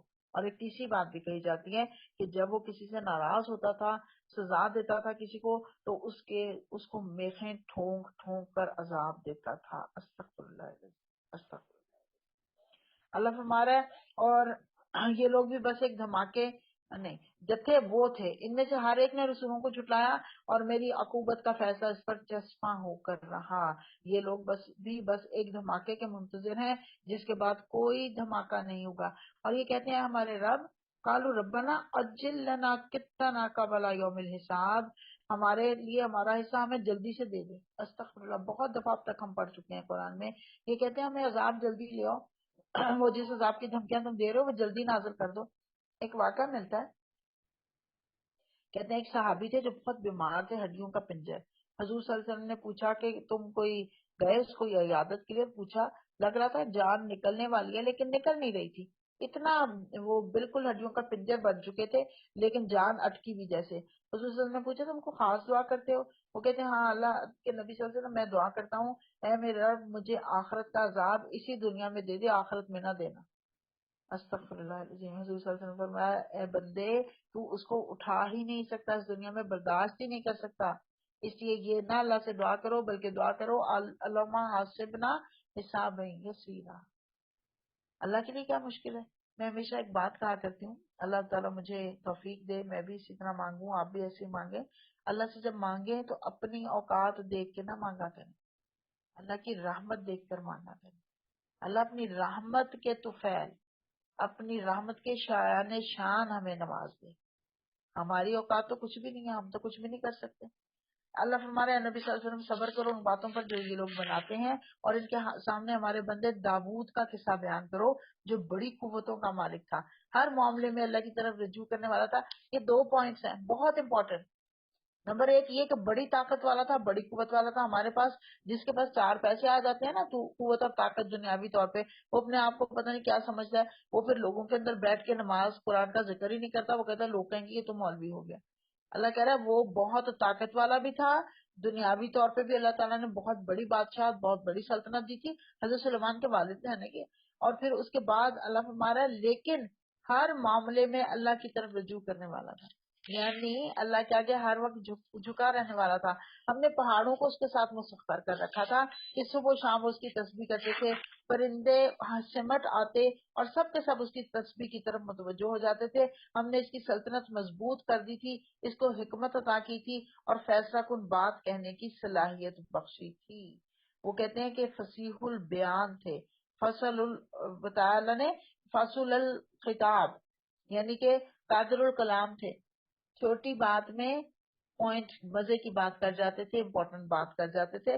فصیح البیان اس کو کہا جاتا ہے. جب وہ اب یہ جو آیت ہے اس کو مشکلات القرآن کہا علماء کرام نے، ہمیں نہیں پتا واللہ عالم یہ کیا واقعہ. اللہ نے بس جتنا بیان کیا ہم اتنا ہی پڑھیں گے، اس پہ کوئی بحث نہیں کریں گے. اللہ فرما رہا ہے پھر تمہیں کچھ خبر پہنچی ان مقدمے والوں کی جو دیوار چڑھ کر اس کے بالا خانے میں گھس آئے تھے. جب وہ داؤد علیہ السلام کے پاس پہنچے تو انہیں دیکھ کر گھبرا گیا. انہوں نے کہا ڈریے نہیں، ہم 2 فریق مقدمہ ہیں جن میں سے ایک نے دوسرے پر زیادتی کی ہے. آپ ہمارے درمیان ٹھیک ٹھیک حق کے ساتھ فیصلہ کر دیجئے، بے انصافی نہ کیجیے اور ہمیں راہ راست بتائیے. یہ میرا بھائی ہے، اس کے پاس 99 دمبیاں ہیں اور میرے پاس صرف ایک ہی دمبی ہے. اس نے مجھ سے کہا کہ ایک دمبی بھی میرے حوالے کر دے اور اس نے گفتگو میں مجھے دبا لیا. داؤد نے جواب دیا اس شخص نے اپنی دمبیوں کے ساتھ تیری دمبی ملا لینے کا مطالبہ کر کے یقیناً تجھ پر ظلم کیا. اور واقعہ یہ ہے کہ مل جل کر ساتھ رہنے والے لوگ اکثر ایک دوسرے پر زیادتیاں کیا ہی کرتے ہیں. بس وہی لوگ اسے بچے میں ہیں جو ایمان رکھتے اور عمل صالح کرتے ہیں، اور ایسے لوگ بہت کم ہوتے ہیں. یہ بات کہتے کہتے داؤد سمجھ گیا کہ یہ تو ہم نے دراصل اس کی آزمائش کی ہے. چنانچہ اس نے اپنے رب سے دعا مانگی. فاستغفر ربہ وخر راکعا واناب، اور سجدے میں گر گیا اور رکوع کر لیا. سجدہ تلاوت آ گیا. ساجد وجهه للذي خلقه وصوره وشق سمعه وبصره وبحوله وقوته فتبارك الله احسن الخالقين. تب ہم نے اس کا وہ قصور معاف کر دیا اور یقیناً ہمارے ہاں اس کے لیے تقرب کا مقام اور بہتر انجام ہے. یا داود، آپ دیکھیے بہت خوبصورت طریقہ. اللہ تعالیٰ عموماً ڈائریکٹ خطاب نہیں کرتے انبیاء کرام سے، یہاں نام لے کر خطاب کیا جا رہا ہے، گویا کہ بات بہت ہی اہم ہے. یا داود، اے داود، انا جعلناک خلیفۃ فی الارض، ہم نے تجھے زمین میں خلیفہ بنایا، لہٰذا تو لوگوں کے درمیان حق کے ساتھ حکومت کر اور خواہش نفس کی پیروی نہ کر کہ وہ تجھے اللہ کی راہ سے بھٹکا دے گی. 2 کام کرنے کا حکم دیا جا رہا ہے، انصاف کے ساتھ فیصلہ کرو اور خواہش نفس کی پیروی نہ کرو. جو لوگ اللہ کی راہ سے بھٹکتے ہیں یقیناً ان کے لیے سخت سزا ہے کہ وہ یوم الحساب کو بھول گئے ہیں. بتایا جا رہا ہے جو لوگ اللہ کی راہ سے بھٹکتے ہیں یقیناً ان کے لیے سخت سزا ہے. کیوں؟ کیونکہ وہ یوم الحساب کو بھول گئے ہیں. کیوں یوم الحساب کو بھول گئے؟ کیونکہ وہ خواہش نفس کی، ہوا کی پیروی کرتے ہیں. پیچھے کہا گیا نا ولا تتبع الہوا. ہوا کیا ہوتی ہے؟ ہوا کیسے؟ آپ جو ہوا چلتی ہے ہمارے، ہم عربی کی ہوا کو تو بعد میں پڑھیں گے، پہلے اردو کی ہوا کو دیکھ لیجیے. یہ جو ہوا ہوتی ہے چل پھر رہی ہوتی ہے ادھر سے ادھر، اور آپ کو نظر بھی نہیں آ رہے، آپ ادھر ہیں اور ایک دم سے ہوا کہاں پہنچ گئی. ایگزیکٹلی اسی طرح انسان کی خواہشات کو ہوا کا نام دیا گیا. وہ بھی ایسے ہی ہوتی ہیں، ایک دم ادھر ہے اور ایک دم ادھر پہنچ گئی. ابھی زمین پر ہے، ابھی آسمان پہ پہنچ گئی. خواہشات بھی انسان کو ایسے ہی اڑائے اڑائے لیے پھرتی ہیں. ایک بڑا دلچسپ واقعہ ملتا ہے سننے کو. ایک بزرگ تھے، انہوں نے دیکھا کہ کچھ بچے جو ہیں وہ کھیل رہے ہیں فٹ بال. ان کے پاس ایک بچہ آیا، اس نے کہا کہ بزرگوں مجھے ذرا یہ بتائیے کہ یہ سارے لوگ اس فٹ بال کے پیچھے کیوں پڑے ہوئے ہیں، سارے اس کو ٹھڈے مار رہے ہیں، اس کا کیا قصور ہے؟ ان بزرگ نے کہا بیٹا اس کا قصور یہ ہے کہ اس کے اندر ہوا بھری. سمجھ آئی بات؟ وہ اردو والی ہوا کہہ رہے تھے لیکن عربی والی بھی ہوا. جس انسان میں ہوا بھر جائے، خواہش نفس کا غلبہ پا جائے جو شخص، وہ پھر دنیا کے ٹھڈوں کی زد میں آ جاتا ہے. اللہ تعالیٰ ہم سب کو اس سے بچا کے رکھے. حضور پھر بتاؤں گی، بار بار بتا چکی ہوں، حضور صلی اللہ علیہ وسلم نے فرمایا دنیا میں جتنے معبود پوجے جاتے ہیں ان میں سب سے برا معبود ہوا ہے، خواہش نفس ہے. وما خلقنا السماء والارض، ہم نے اس آسمان اور زمین کو اور اس دنیا کو جو ان دونوں کے درمیان ہے فضول پیدا نہیں کر دیا. یہ تو ان لوگوں کا گمان ہے جنہوں نے کفر کیا، اور ایسے کافروں کے لیے بربادی ہے جہنم کی آگ سے. کیا ہم ان لوگوں کو جو ایمان لاتے ہیں اور نیک اعمال کرتے ہیں اور ان کو جو زمین میں فساد کرنے والے ہیں برابر کر دیں؟ کیا متقیوں کو ہم فاجروں جیسا کر دیں؟ یہ ایک بڑی برکت والی کتاب ہے جو ہے محمد صلی اللہ علیہ وسلم ہم نے تمہاری طرف نازل کی ہے تاکہ یہ لوگ اس کی آیات پر غور کریں اور عقل و فکر رکھنے والے اس سے سبق لیں. یہ نا قرآن کے نزول کا مقصد بتایا جا رہا ہے. پیچھے ہم نے پڑھا ہے زندگی کا مقصد، اور اب یہاں پہ بتایا جا رہا ہے نزول قرآن کا مقصد کہ اس پر غور و فکر کریں. اللہ کی بندیوں بار بار یہی بات کریں ہوں، رٹو طوطے کی طرح اس کو پڑھتے چلے جانا فائدہ نہیں دے گا. اس کو سمجھیں اور اس پر عمل کی کوشش کریں. اور داود کو ہم نے جی سلیمان جیسا بیٹا عطا کیا، بہترین بندہ، کثرت سے اپنے رب کی طرف رجوع کرنے والا. قابل ذکر ہے وہ موقع جب شام کے وقت اس کے سامنے خوب سدھے ہوئے تیز رو گھوڑے پیش کیے گئے. اس نے کہا میں نے اس مال کی محبت اپنے رب کی یاد کی وجہ سے اختیار کی ہے. قیمتی سواری کا اختیار کرنا یا قیمتی جانور پالنا یا اسے محبت کرنا یہ قطع حرام نہیں ہے. ہمارے لوگ کہتے ہیں نہیں جی نہیں، میں نے تو سادگی کی وجہ سے نا وہ بس چھوٹی گاڑی اور سادہ سی گاڑی. اگر اللہ نے آپ کو دیا ہے آپ بڑی گاڑی لے سکتے ہیں تو ضرور لیں، لیکن اس گاڑی پہ بیٹھ کے آپ کرتی کیا ہے؟ اللہ کی دین کی سربلندی کے کام کرتی ہیں؟ یا اللہ فرما رہا ہے کہ ان کے سامنے جب گھوڑے آئے تو انہوں نے کیا کیا؟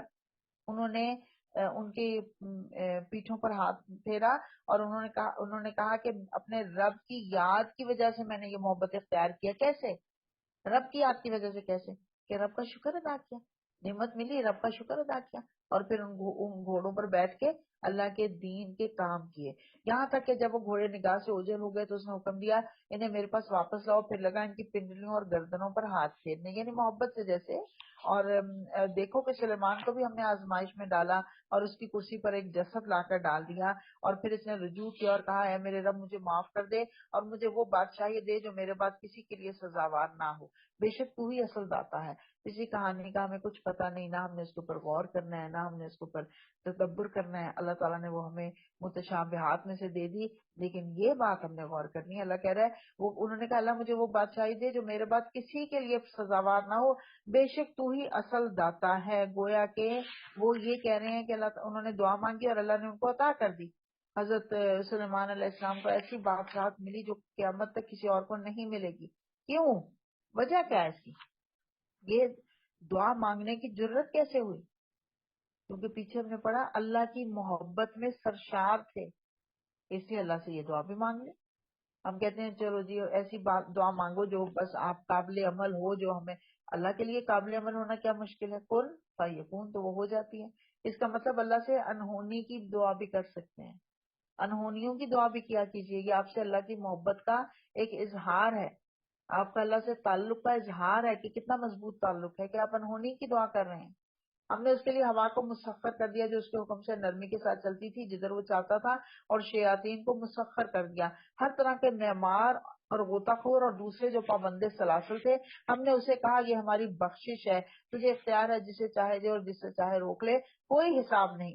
یقیناً اس کے لیے ہمارے ہاں تقرب کا مقام اور بہتر انجام ہے.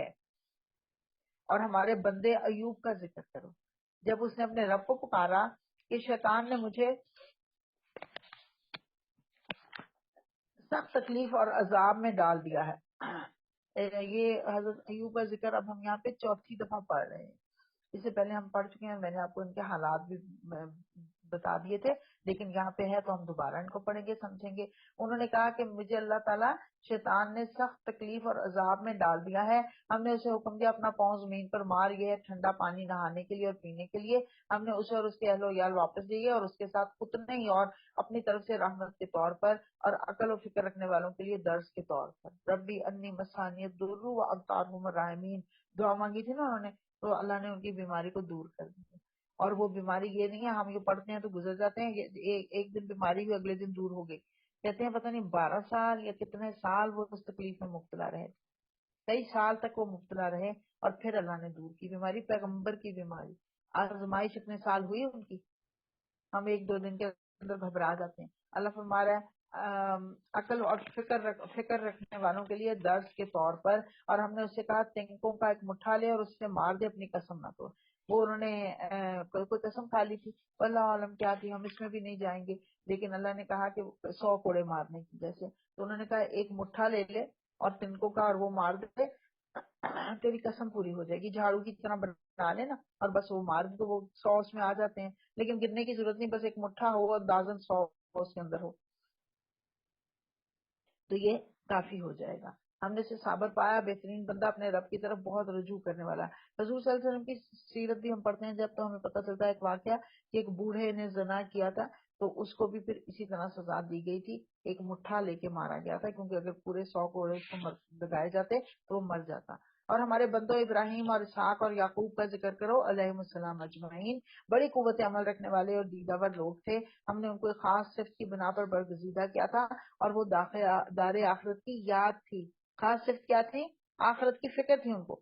یقیناً ہمارے ہاں کا شمار چنے ہوئے نیک لوگوں میں ہے. اور اسماعیل اور الیسا اور ذوالکفل کا ذکر کرو، یہ سب نیک لوگوں میں سے تھے. یہ ایک ذکر تھا. اب سنو تو متقی لوگوں کے لیے یقیناً بہترین ٹھکانہ ہے ہمیشہ رہنے والی جنتیں جن کے دروازے ان کے لیے کھلے ہوں گے. یہ بات میں پہلے بھی کر چکی ہوں. اللہ نے عزلفت الجنہ کہا پہلے، اب اس سے بھی اگلا درجہ دے دیا اللہ نے کہا کہ جنات عدن مفتحات لہم الابواب، ابواب ان کے لیے، دروازے ان کے لیے کھولے جا چکے ہیں، ان کو دروازہ کھلنے تک کا بھی انتظار نہیں کروایا جائے گا. اس میں تکیے لگائے بیٹھے ہوں گے، خوب خوب فواکہ اور مشروبات طلب کر رہے ہوں گے، اور ان کے پاس شرمیلی ہمسن بیویاں ہوں گی. یہ وہ چیزیں ہیں جنہیں حساب کے دن عطا کرنے کا تم سے وعدہ کیا جا رہا ہے. یہ ہمارا رزق ہے جو کبھی ختم ہونے والا نہیں. اور یہ تو ہے متقیوں کا انجام. اور سرکشوں کے لیے بدترین ٹھکانہ ہے جہنم، جس میں وہ جھلسے جائیں گے. بہت ہی بری قیام کا یہ ہے ان کے لیے. بس وہ مزہ چکیں کھولتے ہوئے پانی اور پیپ لہو اور اسی قسم کی دوسری تلخیوں کا. یہ وہ جہنم کی طرف اپنے پیرووں کو آتے ہوئے دیکھ کر آپس میں کہیں گے یہ ایک لشکر تمہارے پاس گھسا چلا آ رہا ہے، کوئی خوش آمدید ان کے لیے نہیں ہے، یہ آگ میں جھلسنے والے ہیں. وہ ان کو جواب دیں گے نہیں بلکہ تم ہی جھلسے جا رہے ہو، کوئی خیر مقدم تمہارے لیے نہیں، تم ہی تو یہ انجام ہمارے آگے لائے ہو. کیسی بری ہے یہ جائے قرار. استغفر اللہ العظیم، استغفر اللہ العظیم. اللہم انا اعوذ بک من عذاب جہنم. آگے والے اپنے پیچھے والوں کو اور پیچھے والے اپنے آگے والوں کو، ڈالا سب کو جائے گا جہنم میں، اور وہ ایک دوسرے کو اس میں جلتے ہوئے دیکھ کر اور اس کے اوپر پھپتیاں کسیں گے. استغفر اللہ. کہیں گے آج سے میں کوئی ویلکم نہیں، ہم پڑھ آئے ہیں. اور جنتیوں کے لیے ویلکم ہوگا سلام قولا من رب رحیم. کیسے ویلکم ہوگا؟ اللہ رب رحیم ان کو سلامتی بھیجے گا، اور ان کے لیے کوئی ویلکم نہیں، کوئی او بکت نہیں، کوئی خوش آمدید نہیں. تم ہی تو یہ انجام ہمارے آگے لائے. وہ کہیں گے کیسی بری ہے یہ جائے قرار. پھر وہ کہیں گے اے ہمارے رب جس نے ہمیں اس انجام کو پہنچانے کا بندوبست کیا، اس کو دوزخ کا دوہرا عذاب دے. اور وہ آپس میں کہیں گے کیا بات ہے، ہم ان لوگوں کو کیوں نہیں دیکھتے جنہیں ہم دنیا میں برا سمجھتے تھے، ہم نے یوں ہی ان کا مذاق بنا لیا تھا، یہ وہ کہیں نظروں سے اوجھل ہیں. بے شک یہ بات سچی ہے، اہل دوزخ میں یہی کچھ جھگڑے ہونے والے ہیں.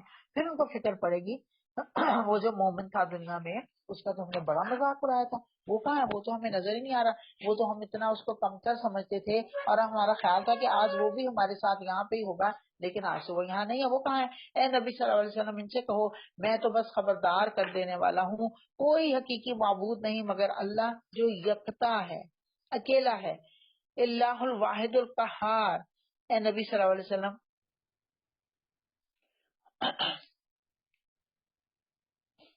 سب پر غالب، آسمانوں اور زمین کا مالک اور ان ساری چیزوں کا مالک جو ان کے درمیان ہے زبردست اور درگزر کرنے والا. ان سے کہو یہ ایک بڑی خبر ہے جسے سن کر تم منہ پھیرتے ہو. ان سے کہو مجھے اس وقت کی کوئی خبر نہیں تھی جب ملائے اعلیٰ میں جھگڑا ہو رہا تھا. مجھ کو تو وحی کے ذریعے سے یہ باتیں صرف اس لیے بتائی جاتی ہیں کہ میں کھلا کھلا خبردار کرنے والا ہوں. جب تیرے رب نے فرشتوں سے کہا میں مٹی سے ایک بشر بنانے والا ہوں, فَإِذَا سَوَّيْتُهُ وَنَفَخْتُ فِيهِ مِن رُوحِي, پھر جب میں اسے پوری طرح بنا دوں گا اور اس میں اپنی روح میں سے پھونک دوں گا تو تم اس کے آگے سجدے میں گر جاؤ. اس حکم کے مطابق فرشتے سب کے سب سجدے میں گر گئے مگر ابلیس نے اپنی بڑائی کا گھمنڈ کیا اور وہ کافروں میں سے ہو گیا. رب نے فرمایا ابلیس تجھے کیا چیز اس کو سجدہ کرنے سے رکاوٹ بنی جسے میں نے اپنے دونوں ہاتھوں سے بنایا ہے. غور کیجیے, لما خلقت بیدیا, اللہ کہہ رہا ہے میں نے اپنے دونوں ہاتھوں سے بنایا ہے. اس بات کو صرف سوچ لیجئے نا, اپنے اوپر کتنا آپ فخر محسوس ہوتا ہے کہ اللہ نے مجھے اور آپ کو اپنے دونوں ہاتھوں سے بنایا ہے. گویا کہ اللہ نے محبت سے بنایا ہے. یہ محبت سے بنائی جانے والی چیز جہنم کے قابل نہیں ہے, جہنم کی اہل نہیں ہے. اللہ اس کو کہے گا تو بڑا بن رہا ہے یا تو ہے ہی کچھ اونچے درجے کی ہستیوں میں سے. اس نے جواب دیا میں اس سے بہتر ہوں جس آپ نے مجھ کو آگ سے پیدا کیا, وَخَلَقْتَهُ مِن طِينٍ, اور اس کو مٹی سے. فرمایا اچھا تو یہاں سے نکل جا, تو مردود ہے اور تیرے اوپر یوم الجزا تک میری لعنت ہے. اور وہ بولا اے میرے رب یہ بات ہے تو پھر مجھے اس وقت تک کے لیے مہلت دے دے جب یہ لوگ دوبارہ اٹھائے جائیں گے. فرمایا اچھا تجھے اس روز تک کی مہلت ہے جس کا وقت مجھے معلوم ہے. اس نے کہا تیری عزت کی قسم میں سب لوگوں کو بہکا کر رہوں گا بجز تیرے ان بندوں کے جنہیں تو نے خالص کر لیا ہے. اللہم جعلنا منہم, میں اور آپ اللہ کرے ان خالص لوگوں میں سے ہوں. الا عبادک منہم المخلصین, مخلص لوگوں میں اللہ مجھے اور آپ کو شامل کر لے. فرمایا تو حق یہ ہے اور میں حق ہی کہا کرتا ہوں کہ میں جہنم کو تجھ سے اور ان سب لوگوں سے بھر دوں گا جو ان انسانوں میں سے تیری پیروی کریں گے. قل ما اسألکم الیہ من اجر, اور اے نبی صلی اللہ علیہ وسلم ان سے کہہ دو کہ میں اس تبلیغ پر تم سے کوئی اجر نہیں مانگتا اور نہ میں بناوٹی لوگوں میں سے ہوں. وما انا من المتکلفین, متکلفین کا مطلب ہوتا ہے جو تکلف کرنے والا. تکلف کیا ہوتا ہے؟ بناوٹی اظہار کرنے والا. تو یہ ہمارے ہاں بہت کہا جاتا ہے نا, لفظ استعمال کیا جاتا ہے یہ جی بڑا تکلفی بندہ ہے. یہ اچھا لفظ نہیں ہے. تکلف ہوتا ہے بناوٹی اظہار. حضرت محمد صلی اللہ علیہ وسلم کہہ رہے ہیں کہ ان کو کہہ دو کہ میں کوئی بناوٹی اظہار نہیں کرتا, اور یہ تو ایک نصیحت ہے تمام جہان والوں کے لیے, اور تھوڑی مدت ہی گزرے گی کہ تمہیں اس کا حال خود معلوم ہو جائے گا. سورہ زمر مکی صورت ہے, 8 رکوع 75 آیات ہیں. بسم اللہ الرحمن الرحیم. تنزیل الکتاب من اللہ العزیز الحکیم, اس کتاب کا نزول اللہ زبردست اور دانا کی طرف سے ہے. اے محمد صلی اللہ علیہ وسلم یہ کتاب ہم نے تمہاری طرف برحق نازل کی ہے, لہٰذا تم اللہ کی بندگی کرو دین کو اسی کے لیے خالص کرتے ہوئے. یعنی یہ کہ ایسی عبادت اللہ کی جائے کہ اللہ کے ساتھ کسی کو شریک نہ کیا جائے. اللہ کی بندگی کی جائے, ہم سب کرتے ہیں الحمدللہ, لیکن کہیں نہ کہیں کسی نہ کسی کو بیچ میں شریک کر لیتے ہیں, اس سے منع کیا جا رہا ہے. کسی کو شریک نہیں, خالص کرنی ہے اپنی عبادت, اور خبردار دین خالص اللہ کا حق ہے. ہم اگر مخلص ہو کر اللہ کے لیے کام کریں گے, خالص ہو کر اللہ کے لیے کام کریں گے, تو اللہ اپنے ان بندوں کو اپنے لیے خالص کر لیتا ہے. تھوڑا سا فرق ہے, خالص ہوتا ہے لام کی زیر کے ساتھ, جو ہم کریں گے خلوص کے ساتھ کام کریں گے, ہم خالص ہو کر کام کریں گے. اللہ اپنے لیے خالص کر لے گا لام کی زبر کے ساتھ, اللہ اپنے مقرب کر دے گا. رہے وہ لوگ جنہوں نے اس کے سوا دوسرے سرپرست بنا رکھے ہیں اور اپنے اس فعل کی توجیہ یہ کرتے ہیں کہ ہم تو ان کی عبادت صرف اس لیے کرتے ہیں کہ وہ اللہ تک ہماری رسائی کرا دیں. اتخذوا من دونہ اولیاء, دونہ اولیاء میں پھر کوئی بت بھی آ سکتا ہے اور کوئی بزرگ بھی آ سکتے ہیں جو پیر اور فقیر, وہ بھی, اور کہتے ہیں کہ اللہ تک یہ ہماری سفارش کر دیں گے, اور ان کو ہم نے وسیلہ بنا لیا, ذریعہ بنا لیا. حالانکہ ذریعہ صرف عمل بن سکتا ہے انسان کا. اب تک میں بہت دفعہ یہ بات بیان کر چکی. اللہ یقیناً ان کے درمیان ان تمام باتوں کا فیصلہ کر دے گا جن میں وہ اختلاف کرتے رہے ہیں. اللہ کسی ایسے شخص کو ہدایت نہیں دیتا جو جھوٹا اور منکر حق ہو. ناشکراپن یہی ہے نا کہ اللہ کسی کو نعمت دے اور وہ اللہ کا شکر ادا نہ کرے. تو اللہ کہہ رہا ہے اللہ کسی کو بیٹا بنانا چاہتا تو اپنے مخلوق میں سے جس کو چاہتا برگزیدہ کر لیتا. پاک ہے وہ اس سے کہ کوئی اس کا بیٹا ہو. وہ اللہ ہے اکیلا اور سب پر غالب. اس نے آسمانوں اور زمین کو برحق پیدا کیا. وہی دن پر رات اور رات پر دن کو لپیٹتا ہے. اسی نے سورج اور چاند کو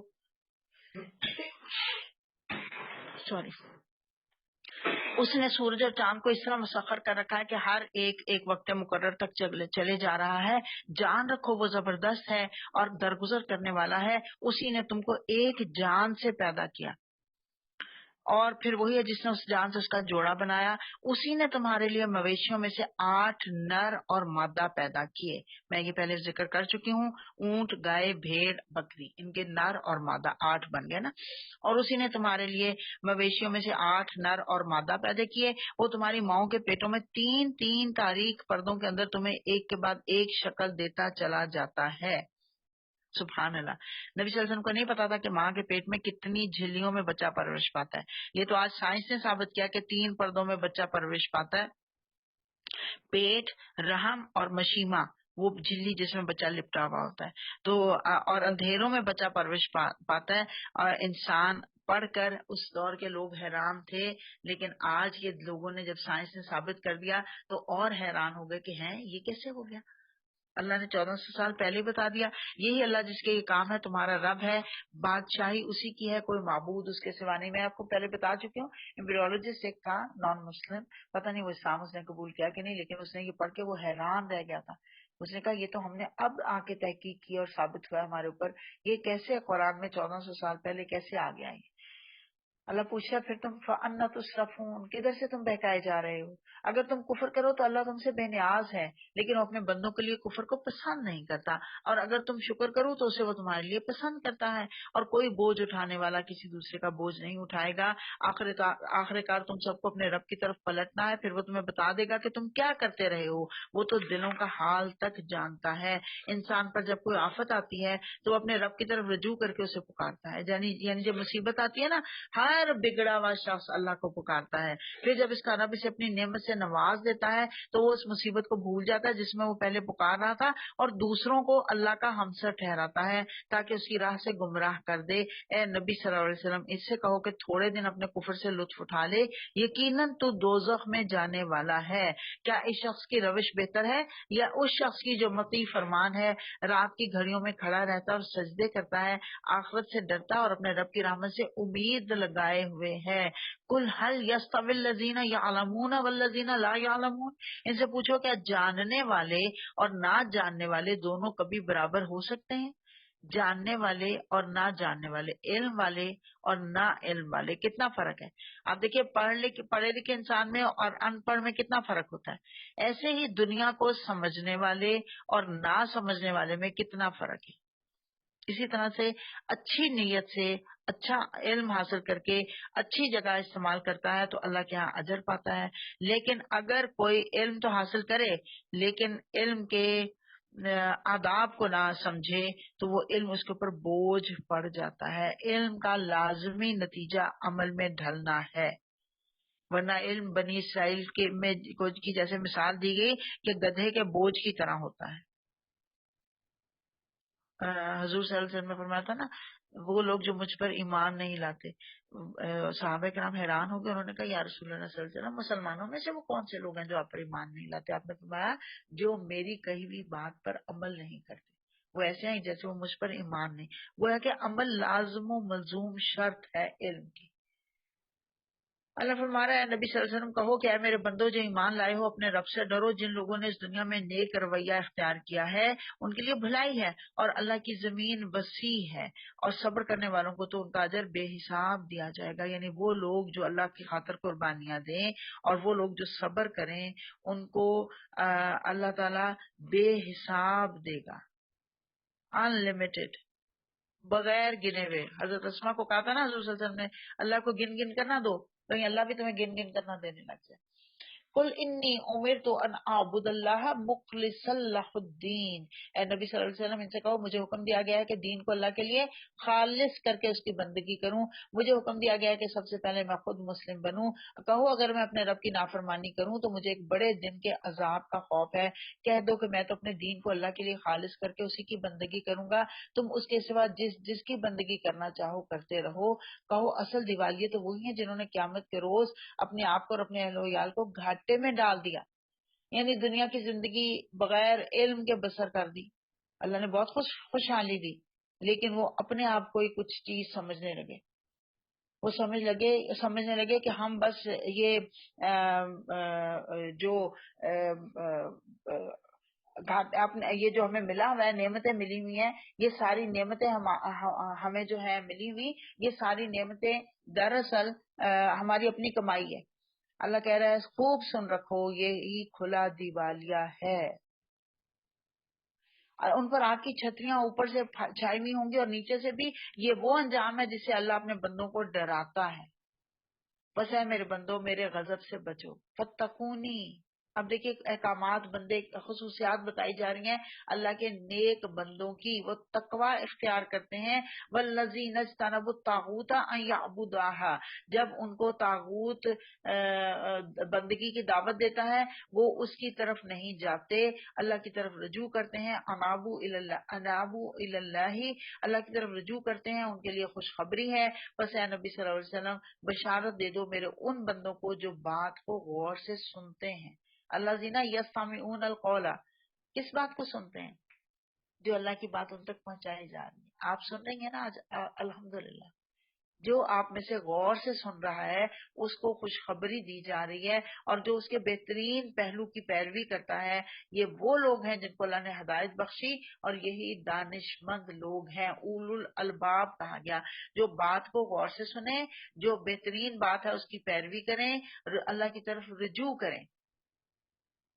اللہ فرما رہا ہے نبی صلی اللہ علیہ وسلم اس شخص کو کون بچا سکتا ہے جس پر عذاب کا فیصلہ چسپاں ہو چکا ہو، یعنی حق سامنے آ چکا ہو اور پھر بھی وہ نہ مانے، تو اللہ فرما رہا ہے کیا تم اسے بچا سکتے ہو؟ جو آگ میں گر چکا ہو اس کا انجام یہ ہوگا کہ وہ آگ میں گرے گا، اور یہ لوگ البتہ جو لوگ اپنے رب سے ڈر کر رہے ان کے لیے بلند عمارتیں ہیں، غرف مبنیت، منزل پر منزل بنی ہوئی جن کے نیچے نہریں بہ رہی ہوں گی، یہ اللہ کا وعدہ ہے، اللہ کبھی اپنے وعدے کے خلاف نہیں کرتا۔ بلند و بالا عمارتیں، بالا خانے، منزلوں پر منزلیں، تاکہ تمام رنگینیاں ان کو نظر آتی رہیں۔ کیا تم نہیں دیکھتے کہ اللہ نے آسمان سے پانی برسایا، پھر اس کو سوتوں اور چشموں اور دریاؤں کی شکل میں زمین کے اندر جاری کر دیا، پھر اس پانی کے ذریعے سے وہ طرح طرح کی کھیتیاں نکالتا ہے جن کی قسمیں مختلف ہیں، پھر وہ کھیتیاں پک کر سوکھ جاتی ہیں، پھر تم دیکھتے ہو کہ وہ زرد پڑ گئیں، پھر آخر کار اللہ ان کو بھس بنا دیتا ہے۔ در حقیقت اس میں ایک سبق ہے عقل رکھنے والوں کے لیے۔ اب کیا وہ شخص جس کا سینہ اللہ نے اسلام کے لیے کھول دیا، یہ اس کی بات ہو رہی ہے جو پورے یقین کے ساتھ اللہ کا حکم قبول کرتا ہے، اور کیونکہ اسے معلوم ہے کہ اصل رستہ یہی ہے اور ہدایت اور نجات اسی رستے پر چلنے سے ملتی ہے، اس لیے وہ اللہ کی رضامندی کے کام کرتا ہے۔ اس کو کہا گیا اس کا سینہ کھل جاتا ہے اپنے رب کے لیے، سینہ اسلام کے لیے کھل جاتا ہے۔ شرح اللہ صدرہ للاسلام، اسلام کے لیے اس کا سینہ کھل جاتا ہے۔ اس کو اب ہم پہلے پڑھ آئے ہیں جو اللہ کے حکموں کے اوپر جن کے سینے تنگ ہو جاتے ہیں وہ کون ہوتے ہیں؟ مشرکین، کافرین، اور جن کے سینے کھل جاتے ہیں وہ کون ہوتے ہیں؟ مومنین، صالحین۔ اللہ کہہ رہا ہے اور وہ اپنے رب کی طرف سے ایک روشنی پر چل رہا ہے، اس شخص کتنا ہو سکتا ہے جس نے ان باتوں سے کوئی سبق نہ لیا، سنی تو صحیح لیکن سبق نہیں لیا۔ تباہی ان لوگوں کے لیے جن کے دل اللہ کی نصیحت سے اور زیادہ سخت ہو گئے اور وہ کھلی گمراہی میں پڑے ہوئے ہیں۔ اللہ نے بہترین کلام اتارا ہے، یہ ایک ایسی کتاب جس کے تمام اجزاء ہم رنگ ہیں، ملتے جلتے ہیں، اور جس میں بار بار مضامین دہرائے گئے ہیں۔ اسے سن کر ان لوگوں کے رونگٹے کھڑے ہو جاتے ہیں جو اپنے رب سے ڈرنے والے ہیں، اور پھر ان کے جسم اور ان کے دل نرم ہو کر اللہ کے ذکر کی طرف راغب ہو جاتے ہیں۔ یہ اللہ کی ہدایت ہے جسے وہ راہ راست پر لے آتا ہے اور جسے چاہتا ہے، اور جسے اللہ ہی ہدایت نہ دے اس کے لیے پھر کوئی ہادی نہیں۔ اب وہ شخص کی بدحالی کا تم کیا اندازہ کر سکتے ہو جو قیامت کے روز عذاب کی سخت مار اپنے منہ پر لے گا۔ ایسے ظالموں سے تو کہہ دیا جائے گا کہ اب چکھو مزہ اس کمائی کا جو تم کرتے رہے تھے۔ ان سے پہلے بھی بہت سے لوگ اسی طرح جھٹلا چکے ہیں، آخر ان پر عذاب ایسے رخ سے آیا جدھر ان کا خیال بھی نہیں جا سکتا تھا۔ پھر اللہ نے ان کو دنیا ہی کی زندگی میں رسوائی کا مزہ چکھا دیا، اور آخرت کا عذاب تو اس سے شدید تر ہے، کاش یہ لوگ جانتے ہوتے۔ ہم نے اس قرآن میں لوگوں کو طرح طرح کی مثالیں دی ہیں کہ یہ ہوش میں آئے۔ ایسا قرآن جو عربی زبان میں ہے، یعنی مکے میں نازل ہوا تھا نا، ان کی عربی زبان تھی، اسی عربی زبان میں نازل کیا گیا۔ اب میں نے اور آپ نے اگر اللہ فرما رہا ہے اس کی قرآن کی مثالوں کو سمجھنا ہے تو مجھے اور آپ کو عربی زبان سیکھنی پڑے گی۔ عربی زبان ایسی ہے جس میں کوئی ٹیڑھ نہیں ہے، اور قرآن ایسا ہے جس میں کوئی ٹیڑھ نہیں ہے، تاکہ یہ برے انجام سے بچیں۔ اللہ ایک مثال دیتا ہے، ایک شخص وہ ہے جس کی ملکیت میں بہت سے کج خلق آقا ہوں اور جو اسے اپنی اپنی طرف کھینچتے ہوں، اور دوسرا شخص پورا کا پورا ایک ہی آقا کا غلام۔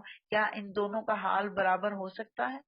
یعنی ایک تو بہت سارے مالکوں کی اس میں ہو، اطاعت میں، جیسے وہ ہمارے بڑا مشہور ہے نا، آپ کو پتا ہے، گھر میں اگر ایک ملازم رکھ لیں، کوک رکھ لیں آپ، اور گھر میں ساس بھی ہے، بہو بھی ہے، آگے پوتی بھی ہے، اور باقی بھی ہیں، مرد بھی ہیں، سارے 5-6 لوگ ہیں جس کو آرڈرز دینے والے ہیں، تو عام طور پہ وہ لوگ بڑا گھبراتے ہیں ایسے ملازم۔ وہ کہتے ہیں جی ایک نہیں، ہمارے تو اتنے آقا ہیں، کس کی بات سنیں؟ تو وہ بھاگ جاتے ہیں عام طور، اتنے آقاؤں کو کوئی نہیں راضی کر سکتا۔ اللہ یہاں پہ سادہ مثال دے رہا ہے، وہ ایک سجدہ جسے تو گراں سمجھتا ہے، 1000 سجدوں سے دیتا ہے آدمی کو نجات۔ اگر یہ ہمیں سمجھ آ جائے نا کہ ایک اللہ کا بندہ بننا زیادہ آسان ہے بجائے اتنے سارے لوگوں کے بندہ بننے کے، الحمدللہ، مگر اکثر لوگ نادانی میں پڑے ہوئے ہیں۔ اے محمد صلی اللہ علیہ وسلم، اے نبی صلی اللہ علیہ وسلم، تمہیں بھی مرنا ہے اور ان لوگوں کو بھی مرنا ہے۔ آخر کار قیامت کے روز تم سب اپنے رب کے حضور اپنا اپنا مقدمہ پیش کرو گے۔ گویا کہ اگر یہ آج تمہیں بد دعائیں دے رہے ہیں یا تمہارے خلاف پلاننگز کر رہے ہیں، اللہ کہہ رہا ہے ایک وقت آئے گا ایسا کہ سارے لوگ مر جائیں گے، اور پھر ہر کوئی اپنا اپنا مقدمہ پیش کرے گا۔ وآخر دعوانا ان الحمد للہ رب العالمین۔